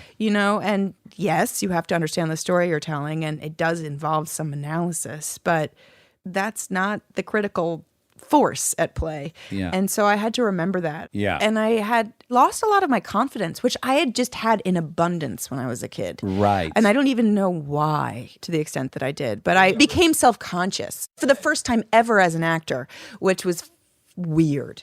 I was thinking way too hard about it all of a sudden. And how long before you got your groove back? I think that sort of curse was broken when I did Terminator 3 of all things. Well, good, because that's what one I really wanted to talk to you about. And I was like, is she not going to want to talk about No, T3? Because I'm going to want to. Another actress was hired, and that didn't work out for whatever reason. I had auditioned, didn't get it. Then suddenly they called me and said, do you want to do it? And I had a night to make the decision. And I just thought, okay. And I really did love the other two Terminator movies and was a they were fan of the phenomenal. franchise. I really was. But it was so immediate and it was so out of my, it was just not a genre I'd ever worked within. But I remember thinking like, oh, I was there to do a job and I had to do the job well. I was hired because I could do the job well. And that released me from whatever overthinking I had fell victim to. And that loosened me way up. Do you think part of it might have been that the machinery is so large in a movie like that it's almost distracting enough in a good way? Yeah, It's like you maybe. got to run here, you got to do this, that And thing's there going was to blow no up. artistic pretense. Right. You know, Yeah. and it like I wasn't doing the next Dogma movie with the best actors of all time in Yeah. Scandinavia. Which was crippling. And I was so grateful to that movie for that. Yeah. I had a blast, literally and figuratively. I had a very bad haircut, but I had fun. At the time it was being shot, it was the most expensive movie that had ever been made. Did you I know did that? not know that. Yes. I did not know That's that. incredible. It was stupid. It was like going to Universal Studios every day. That's or what I would something. imagine. And also, Arnold is in the cult of big, right? Everything on him and around him Yes. is oversized. Yeah. To a comic degree. Yeah, he's driving up in a Hummer. Like he would he's have different humongous. cars. He would bring different cars to set just to keep him company, you know. And there was a Mercedes tank at one point, with the Yeah, the Mercedes sign was the size of that window or something. And he wore a watch that was that big, and he like smoked these cigars, that cigars, were yeah. the size of that table, and like it was just absurd. Yeah. Now, I would imagine, and again, I've been wrong almost this whole time. But I would imagine Temple Grandin is now like a seminal moment, right, in your career. Yeah. So my first thought, and this again is so shallow of me, but you probably don't. Do you have any commitment anxiety in general in life? I don't know. So my first thought was like, okay, if I were to sign on to a movie like that, I got to get to know this person. And then I would already be I'm going to have to break up with this person at some point. Like I'm going to have to befriend this person and then I'm going to move on to another movie. And I would already be fearing That's that so breakup. interesting. Yeah. That's really- kind of how my brain works. I like your brain. Yeah, I'm trying to head off any like hurting someone some point down the road. Wow. That's yeah. so interesting. Yeah. No, that was not my fear. Okay, good. But I had the faintest sense of who she was when it came my way. I remember Hugh and I, we were in the second year of our relationship, and neither of us had been working that much, and we just thought, you know what? Fuck it. Let's just have a summer. Let's go traveling. Yeah. And we did, and we had the best time, and we started in Turkey and we wiggled our way throughout the Mediterranean, and it just got like more and more lavish as it went along, and and we ended up at a film festival in Ischia, and it was just so bloated and much and excessive and amazing, and we had no children, no thought of children, we weren't even married, it was and I got this call about this project, which was a little sobering, and but it was just like so contradicted, this kind of insane chapter that I had kind of found myself in. But yeah, so I read more about her, and she's just fascinating, and it was really scary, but she was just so much more interesting than I was terrified, so like that tipped the scales, and I just thought, oh fuck, I have to do that. And you had no fear, because another fear I would have had is I had plenty of fears. Plenty of fears. So I was going to say, there were some pretty dramatic misfires with people taking on roles. Oh my gosh. So I did the whole movie. I hadn't seen it, but I remember I watched Tropic Thunder. Yeah, exactly. And there was that parody. Yes. Of Simple Jack. That's right. And I was like... That's exactly where I'm going with this. I remember saying to Justin Theroux, because I was kind of friends with him, and I was like, oh my God, I think I just played Simple Jack. Exactly. Exactly. But I mean, and it hadn't even occurred to me, until I saw the worst case scenario played out in one of the best satirical, comedies of the decade. And oh God, and my heart just sank. I mean, of course, I didn't go into it with that, but you also just feel like she's such a vulnerable human being, right? Yeah. I mean, she could be misinterpreted in so many ways, and you start to feel that anxiety and that vulnerability, by extension. Yeah, and then you think, like, after the fact, like, does this look like I'm hunting for an award? Yeah. So no, I definitely had a flicker of okay, so you shot it and then saw Tropic Thunder. Yes. Okay, now had you seen Tropic Thunder prior to it, do you think you would have done it? Oh, probably. Yeah. I mean, I guess it helps that you I met her and I met her. Yeah. And I had two really good, well, the director was wonderful too, and the writer was wonderful. I mean, the team was great, but I also had Susan and Tamar. I mean, we worked really methodically towards breaking her down. I had a dream when I forget which came first. Was it the physicality or the voice? But anyway, I was more fluent in one part of her, and I had yet to integrate the other part, I think it was the vocal part. And I had a dream where I was walking out onto a stage as her, and as soon as I opened my mouth, I mean, it was really literal, like nothing came out. Like there was this awkward period where I had to fuse the two. Yeah. And I think I was like really reticent to even work through it in rehearsal. And finally, I just had to go for it on the first day of filming. Yeah. And it felt right. But I had a whole like check system. Was she ever on set watching you a little bit. play her? Not all that often, but yeah. And what was her reaction to seeing you play her? She recognized herself, which I was really, really grateful for.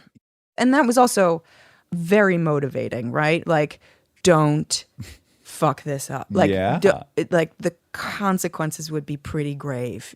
I wanted her to feel like it matched with her sense of self. And I think that was the case. And also, she seemed to have a ton of fun when you were winning awards and she was involved. Yeah, although she's profoundly sensitive person, and on a red carpet, that's A like lot a of stimulus. nightmare scenario with the flashing lights and Yeah. people screaming. And so I just remember thinking, like, get Temple, get her inside. Yeah, let's get her Yeah. to the seat, Yeah. some popcorn, Yes. and then we'll Yeah. okay. We'll But get- she has an amazing sense of humor, and she's a scientist, and she thinks of herself as material for people to break down and observe. And she is, giving of herself in that way. right. Yeah, you won everything for that, right? As I recall. I did. I won all the things. Did you like winning those things?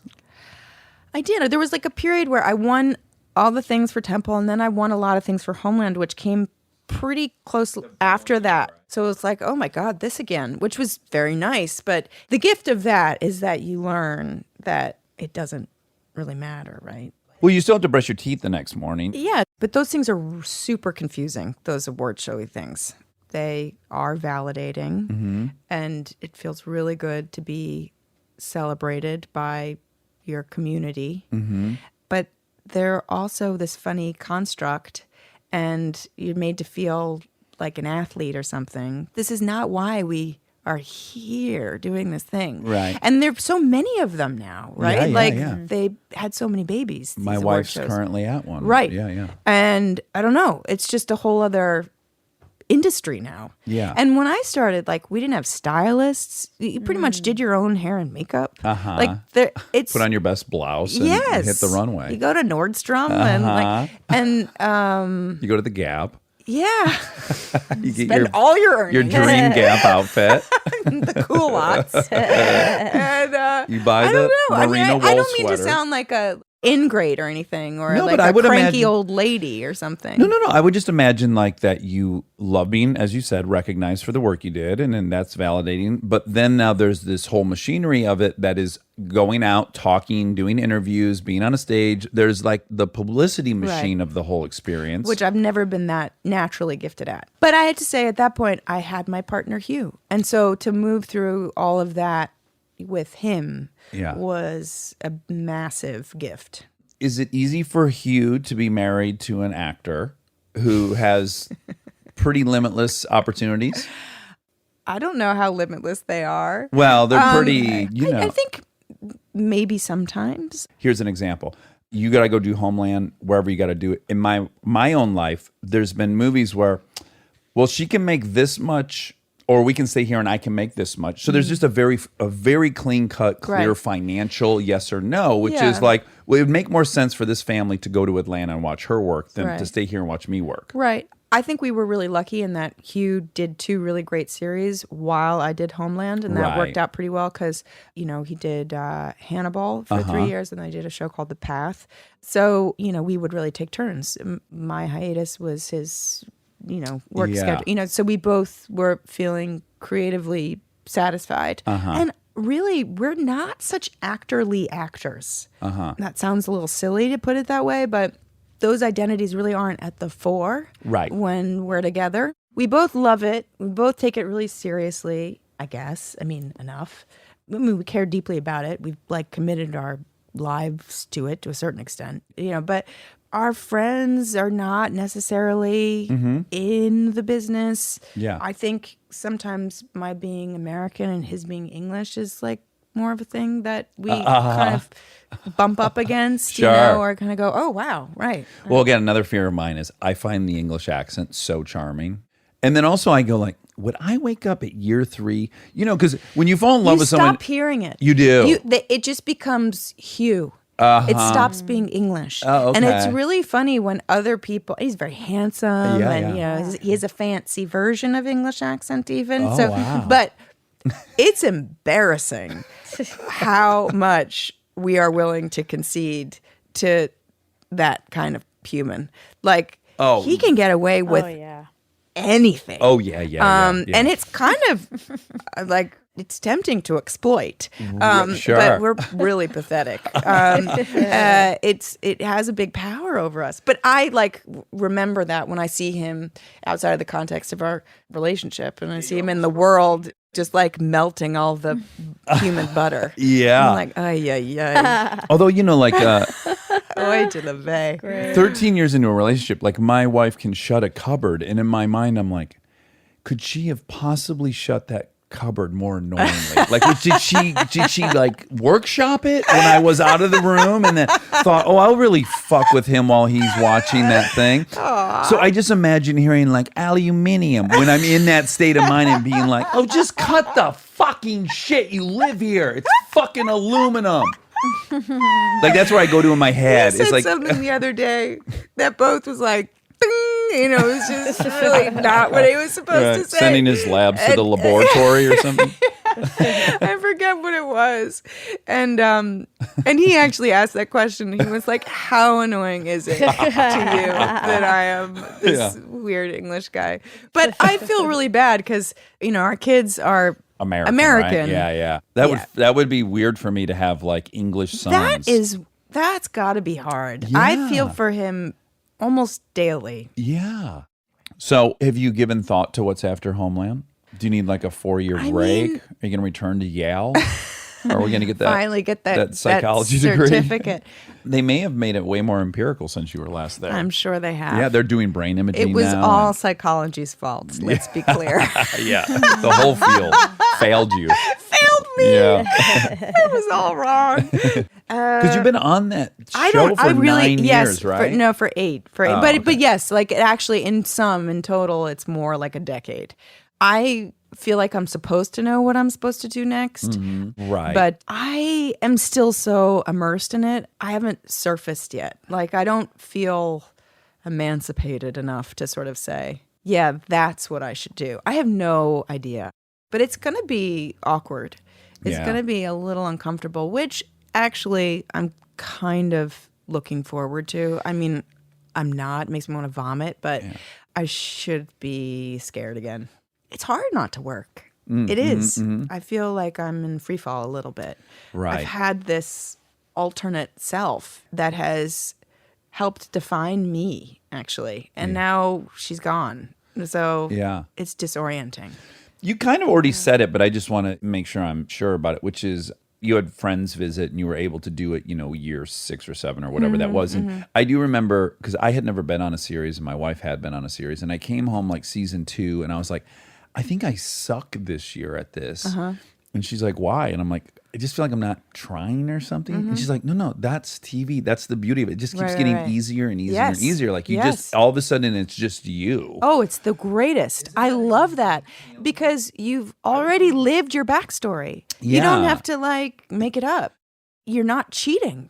You know, you've earned the chance to just do it. I'm going to miss that. And I'm really going to miss being part of a company.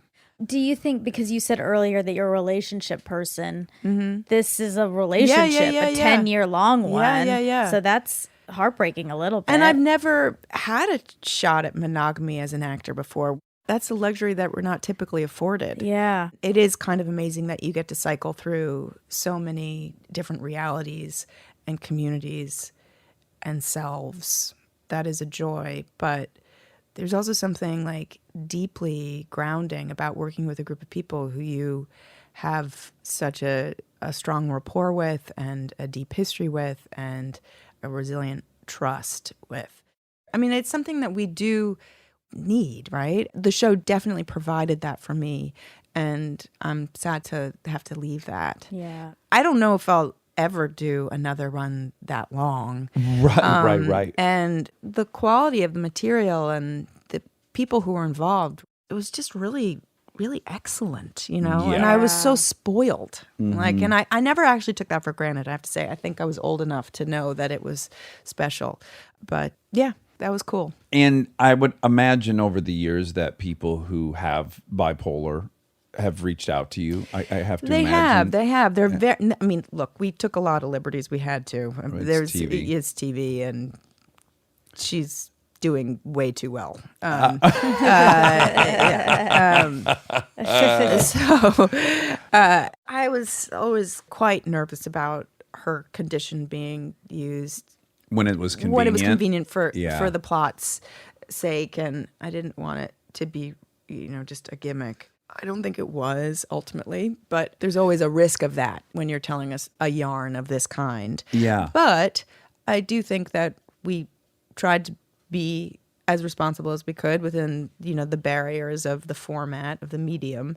And there just aren't that many representations of that condition anywhere in pop culture. And ultimately, she's a hero, Yeah. So there is that positive association, which I think is really valuable. Yeah, the more I have learned about that condition, the more it's rough. intrigued I am by It's it. a hard It's one. simply Yeah. that if I had that condition, Yeah. I know I would be one of the people that didn't take their medicine because I would want the wind up. I Yeah. would live for that. Right. Well, you become addicted to the pathology, That to heightened the high. state. Mhm. and- Because for a while, you really are performing at 4 lines of coke, I'd say. Yeah. Yeah. That's right. Yeah. And you are truly productive and outpacing your peers. And a common trajectory is that you then get rewarded for that. And then you get promoted or, and you get this elevated status and more responsibility. And then you kind of capsize. You crash. And then it just becomes Do you have a intensely sense disorganized. of how many people suffer from that in the country? I think it's like 5%. 5%? I think it's something like that. I don't know. I could be very wrong about That's that. but 15 million people I think it's in the 5% range. I think that's right. I have so much respect for people who struggle with this because, you just have to be so diligent and so disciplined to do basic stuff to get through a day. And we take so much for granted. Yeah. Well, Claire, I love you. I'm in the group of people that is a gigantic fan of yours. You're so tremendous on that show. I'm very excited to see it. When does it come out? February? When is it? 9th. Thank you. I love you too. Thank you. Thank you for inviting me to your attic. Now, hopefully you'll come back with your whatever thing you end up choosing next. Sure. I would love to. Okay. Okay. And now my favorite part of the show, the fact check with my soulmate, Monica Padman. Monica Padman. Hi. How you doing? Oh, I thought there was going to be more. It seemed like there was going to be a little more. Yeah, of course. It sounded like there was a statement that was going to follow, but there was. But I was really just thinking about the fact that we rode to the attic today, which is always a great start for my day. Just wanted to throw that out there. Oh, that's nice. And I do worry when you live across the street. I guess I could just walk over to your house and then walk you here. Well, yeah, that might be a fun ritual. Sure. Also, we won't ever have to travel. That's true. We'll can live where we walk- were. Yeah. We can walk from your house to the attic 3 steps. So exciting. Yeah. So, I mean, we should tell the armchairs because, not to bring it down. I know they're going to be sad about this, but eventually our attic that we're in right now is going to get demolished. It's going to be dust and ash. Yeah, but it's going to be a while. Do you know that part? I hope. We cannot get a permit for that thing I'm trying to build. It's just not happening. Oh, great. So, well, yeah, great for the mojo of this attic. Yeah. But bad for I need to exercise. And that's where my exercise equipment is supposed to go, this huge garage. Uh-oh. There's no designated place in our new house What for about it. So the gym? the basement, the right? gym. Yeah. Well, that's kind of what I've been pushing Belle for. So in our current house, we have a basement. And that's where all my gear is, right? Yeah, you have My gear. get ripped gear. That's where the heavy things are that I lift up and set down. Yeah. So I said, look, hon, I know the basement of the new house is a theater room. Yeah. But it's going to probably have to be a gym for a year. She did not like that. She was like, put it in my office. I'm like, I can't fit all that crap in your office. Oh, what about the gear? Also, then you don't even have an office. Oh, she's not thinking things through. No, and I'm like, I can't go a year without working out. I'll commit suicide in the backyard. Oh my God! Don't say that. Oh my okay? God, by the way, can we talk about suicide? Oh sure.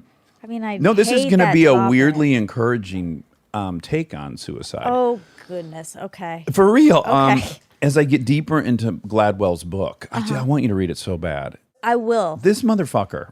I love him. The things he tackles. Yeah. He's so fearless. So it's talking about, the famous poet. She killed herself. Emily Dickinson. No, but you're in the right world. Emily Plickinson. Plath? Oh, Plath. Sylvia Plath. Sylvia Plath. So she killed herself in England, and what she did was put her head in the oven and turn down the gas. Oh my God. And at that time, every single house in London burned a type of fuel called town gas, Okay. not natural gas that we now use. So town gas was this kind of dirty mix of all these different gases, but you could kill yourself quite easily with it. So when all of London had town gas, the number one killer of people was town gas, was people committing suicide with town gas because it was very easy to do. And so the traditional thinking on suicide was like, well, if you get rid of town gas, people just find another way to kill themselves. And that's what I thought going into this chapter. And that's called the displacement theory. That, okay, yeah, if you took away guns, then people would just use knives or whatever. Right. But the work of a certain sociologist or psychologist started investigating and realized that there's a strong coupling aspect to suicide. So it's not just that someone's on a warpath to kill themselves. It's that they have ideations, they think about it, and then the situation is right. That's right. And so what happened was when they switched over to natural gas, the suicide rate did dramatically drop. Wow. It didn't just move over to another method. Yeah. And then he goes into the folks who have jumped off the Golden Gate Bridge, which I think is like 1,500 at this point. It's the most of any structure in the world. The most people have killed themselves.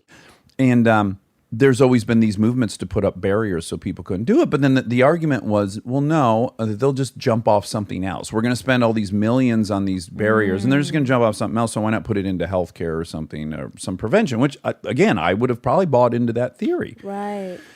But what one of these people did is investigated of the, I want to say it was like maybe 500 people who had been interrupted in their attempt to jump off the Golden Gate Bridge over 70 years.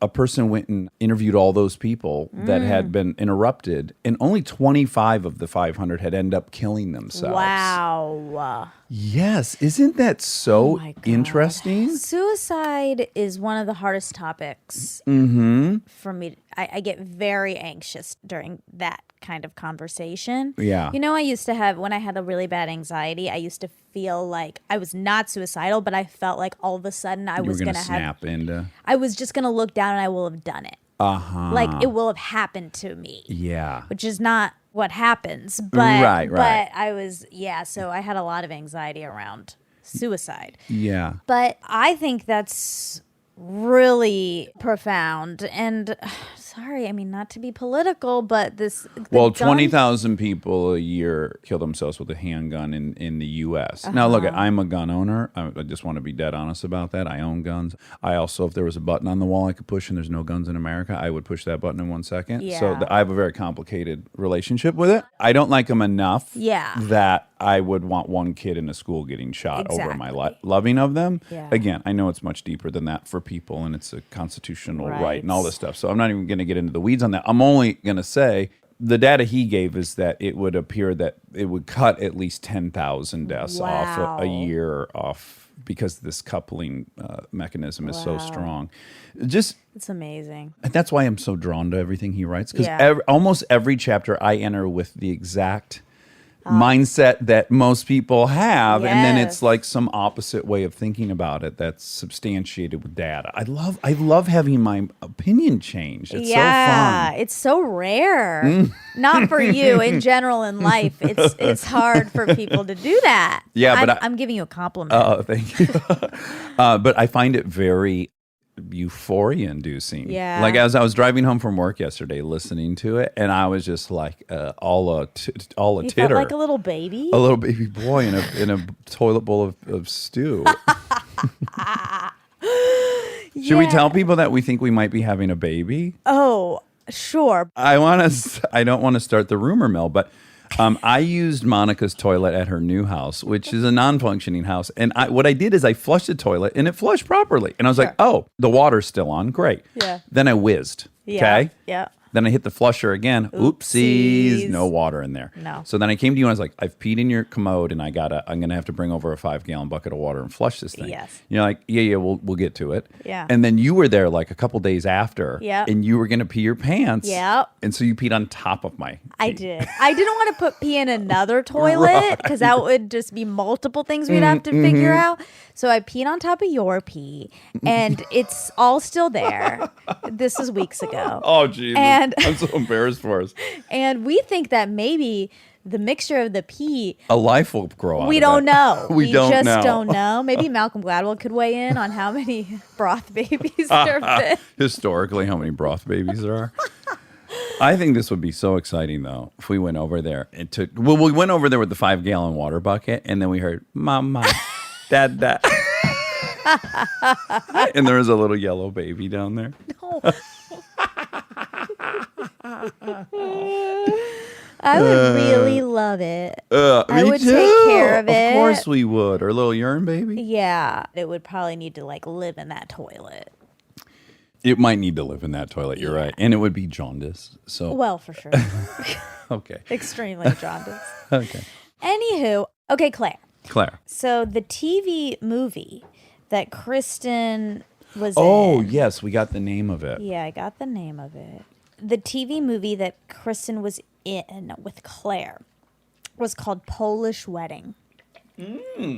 And she had braces in it. But in the still that she showed me, her mouth is closed. Do you think that was a racist thing where they were like, all Polish people wear braces? Everyone in this movie has to have braces. They have bad teeth. They spend all their money on braces. That's a stereotype. We all So know. Kristen had braces in real life, or she had like prosthetic braces, or Oh, Claire had good braces? question. No, Claire didn't. Kristen did. She said I had braces. Oh. But maybe you're right. Maybe that was the character had braces. Because did Kristen have braces? Now that I'm thinking about it, I don't think she did. I want to say she had them for like a week. Okay, well that She's does one of those nothing. people. No, like they were almost perfect. No, She just needed a week. I don't buy any of that. No. Well, they went to the orthodontist and he goes, I can have this fixed by Sunday. I'm going to put these braces on you. I'm going to take them off Sunday and you're going to have a beautiful smile. I would ask Google, but instead I'm going to ask Kristen's mom. Okay. We have a quick question. Quick question. Did Kristen have braces in life? And for how long? And if so, for how long? Was it over a week? We'll see if she responds. I think she's at work, but We should open up a orthodontia clinic that's called 1 Week Orthodontia. that would just be a huge scam. I know. But think how much business we would do in that first few weeks before people got wise to it. Your morals. Oh my God. Like the thing you sent me last night. Oh my God. I have the greatest idea. You think I can't even say it? You have to make it very clear you're kidding. Okay, so I'm definitely joking. I have no plans to really do this, but we're watching the morning show. Yep.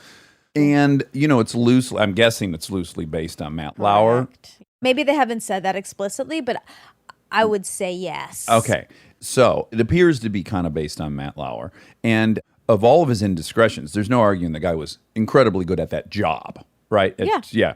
And Bill O'Reilly, even though I never watched the show and my politics are opposite, tremendous at that job. He was #1 in the ratings for every year he was on that network.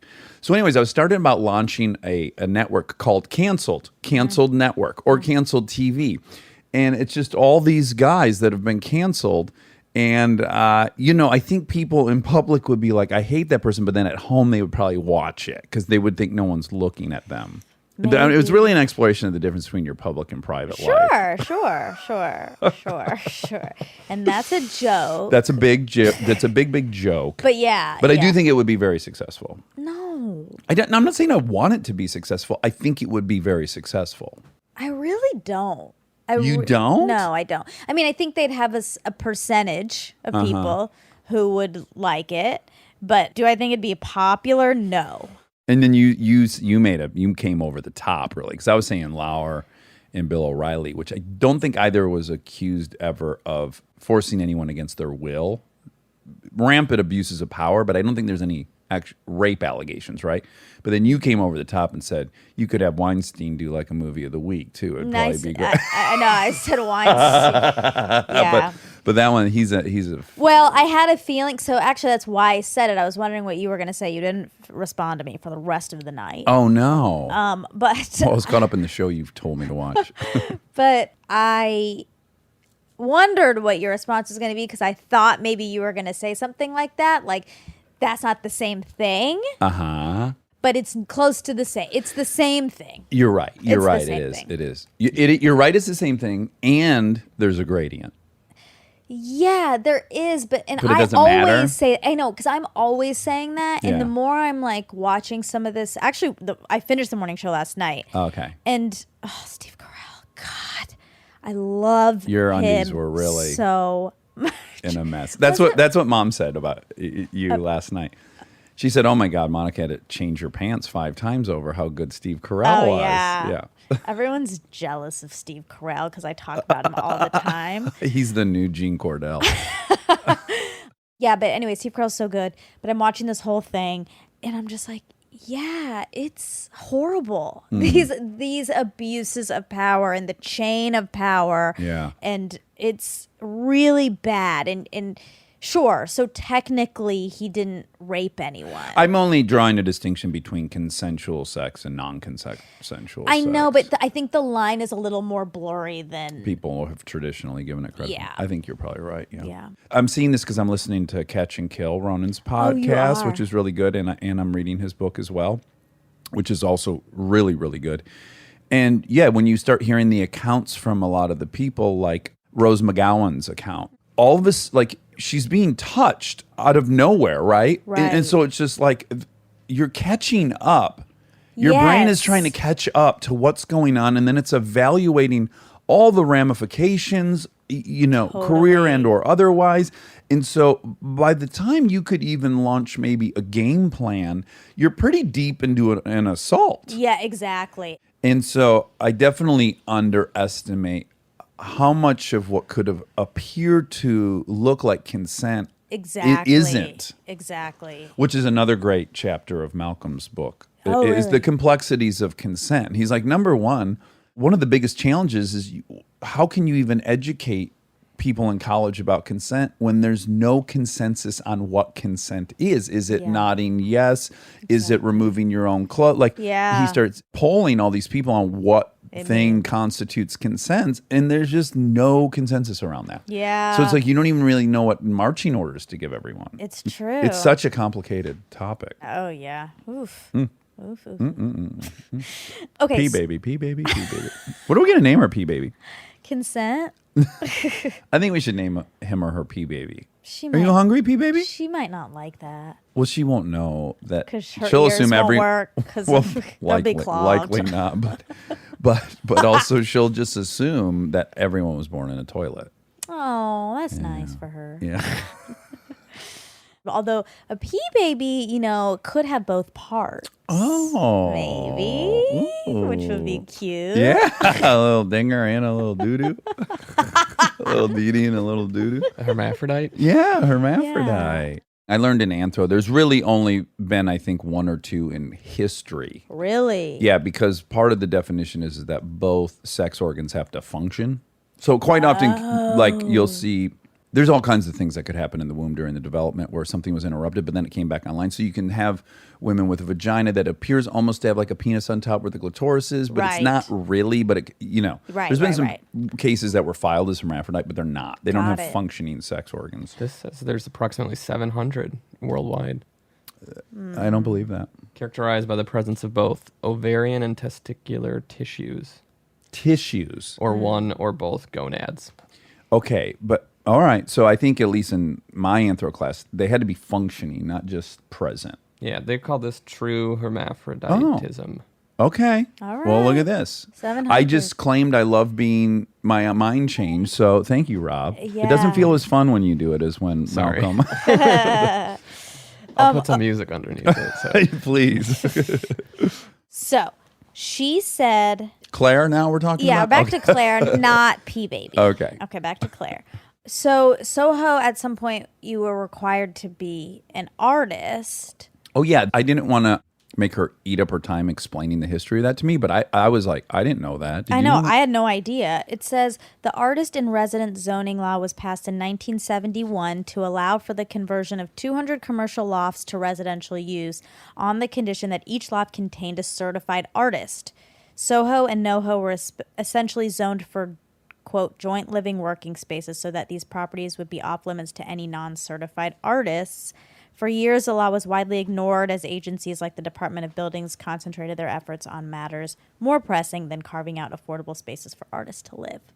How does one become certified as an artist, I wonder? I know. And why aren't I certified?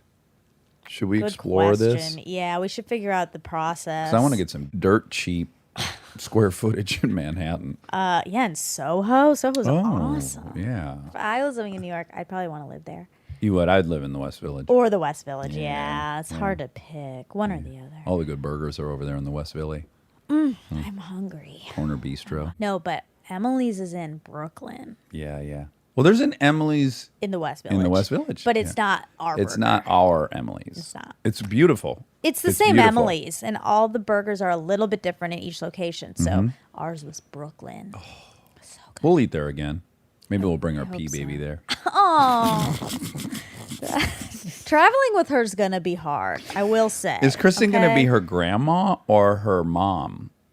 Like, Well, no, she won't be her mom because Well, her in that P's she's not her- in there. I guess she'd be a stepmom. that doesn't feel super complimentary, though, does it? Well, I mean, I don't know what to say. That's just the truth of the world. Okay, I her know. pee is not in there. Okay. But I'm not convinced that she won't go pee in there before our baby's made. Well, if it can sing really well, we'll know. Yeah. Okay, so her mom. Oh yeah, her mom had a daycare, and that just reminded me. My hot grandma had a daycare. Oh, Yeah. God, would I have loved to have been one of the dads dropping the pee-pee baby off and then chatting up your grandma. Unfortunately, your there gaga. were no pee-pee babies there. But I would spend summers, with them. And so I was always around all these little kids. And I was really jealous. You were? Yeah. Oh. Yeah, I didn't Of like your that. grandma's attention? Yeah, and then when my mom would come, sometimes I'd spend the whole summer, but my mom would be there for a week or two. Uh-huh. And then my mom would play with some of these kids, and I did not like that. didn't? No. And then my aunt would sometimes come in and also be nice, read us both a story. And I was like, no, Uh-huh. that's my aunt. Yeah. Do you think that's from being an only child for 8 years? Yeah. Probably. I wanted a sibling so bad. Do you think you're going to have a strong streak of jealousy in your next relationship? Maybe. Yeah. I hope not. Maybe, though. No. I mean, I'll try not to. I'll have to work on it. I'm serious. I know. I was just curious. How do I know? I can't predict that. No, but you have a hunch, maybe, based on the babies playing with grandma and your. Well, okay, look, people evolve, okay? I'm not.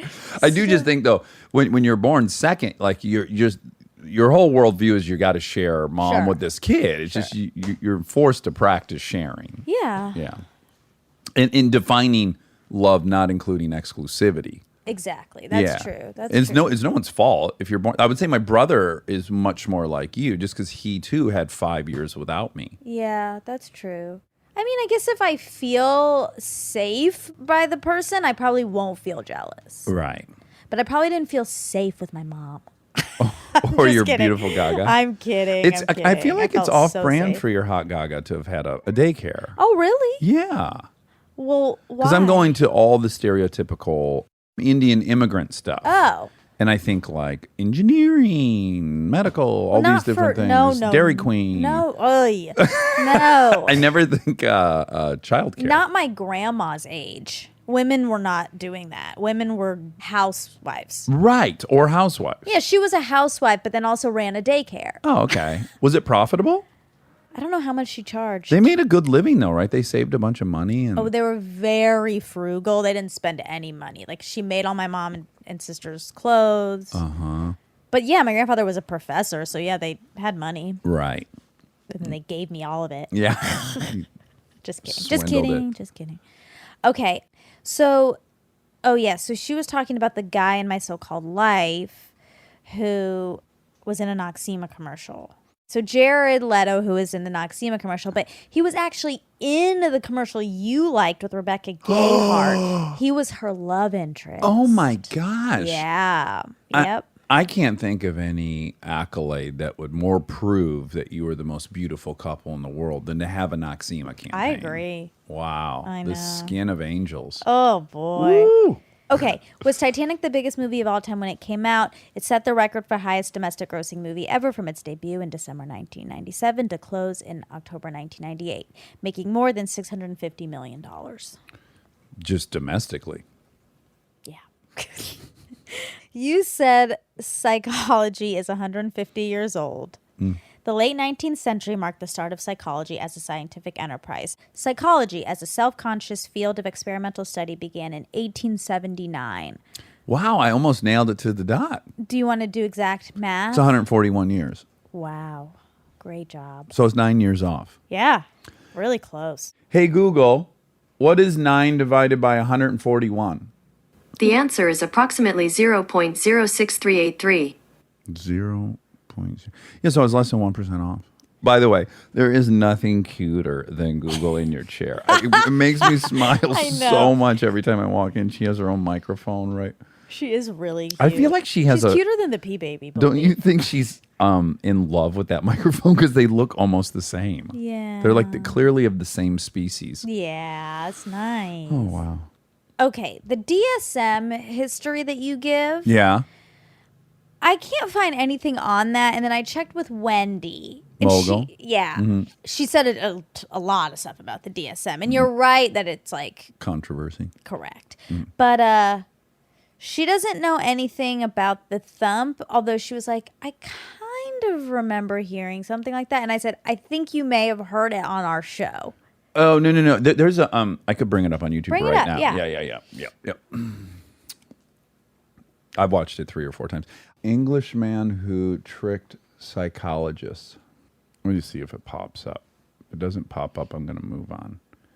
It didn't pop up, so let's move on. Okay, so you'll find it, and we'll put it on the yearly fact check. Oh, jeez. No, we'll talk about it We'll next revisit week. it, yeah. Okay, so the percentage of bipolar in the U.S. Bipolar disorder is a neurobiological brain disorder that affects approximately 2.3 million Americans today, or almost 1% of the population. Her estimate was a little higher, but she Okay. said, I don't really know for sure. Right. Then we always get into this, you and I. It's always like, is that people who have already acknowledged they are? Or it's yeah. hard to know in that figure. Is it a speculation? I think this is extrapolation? people who are diagnosed, I would guess. Yes, there's got to be a lot. Then you go like, oh, there must be a ton of undiagnosed people. Sure, Right? but there's no way to do any We can't statistics do it. on that. We just No. can't do it. We don't have the tech. Unfortunately, we do have a good piece of tech in here. We do. But we don't have all the tech. Hey, Google, how many pea babies exist in the world? Oh, great question. Sorry, I can't help with that yet. Well, eventually she'll get to say one when ours is born. We'll get back to you, Google. Okay. We'll tell you first if we have the first example of one. All right. I love you. Bye. Love you.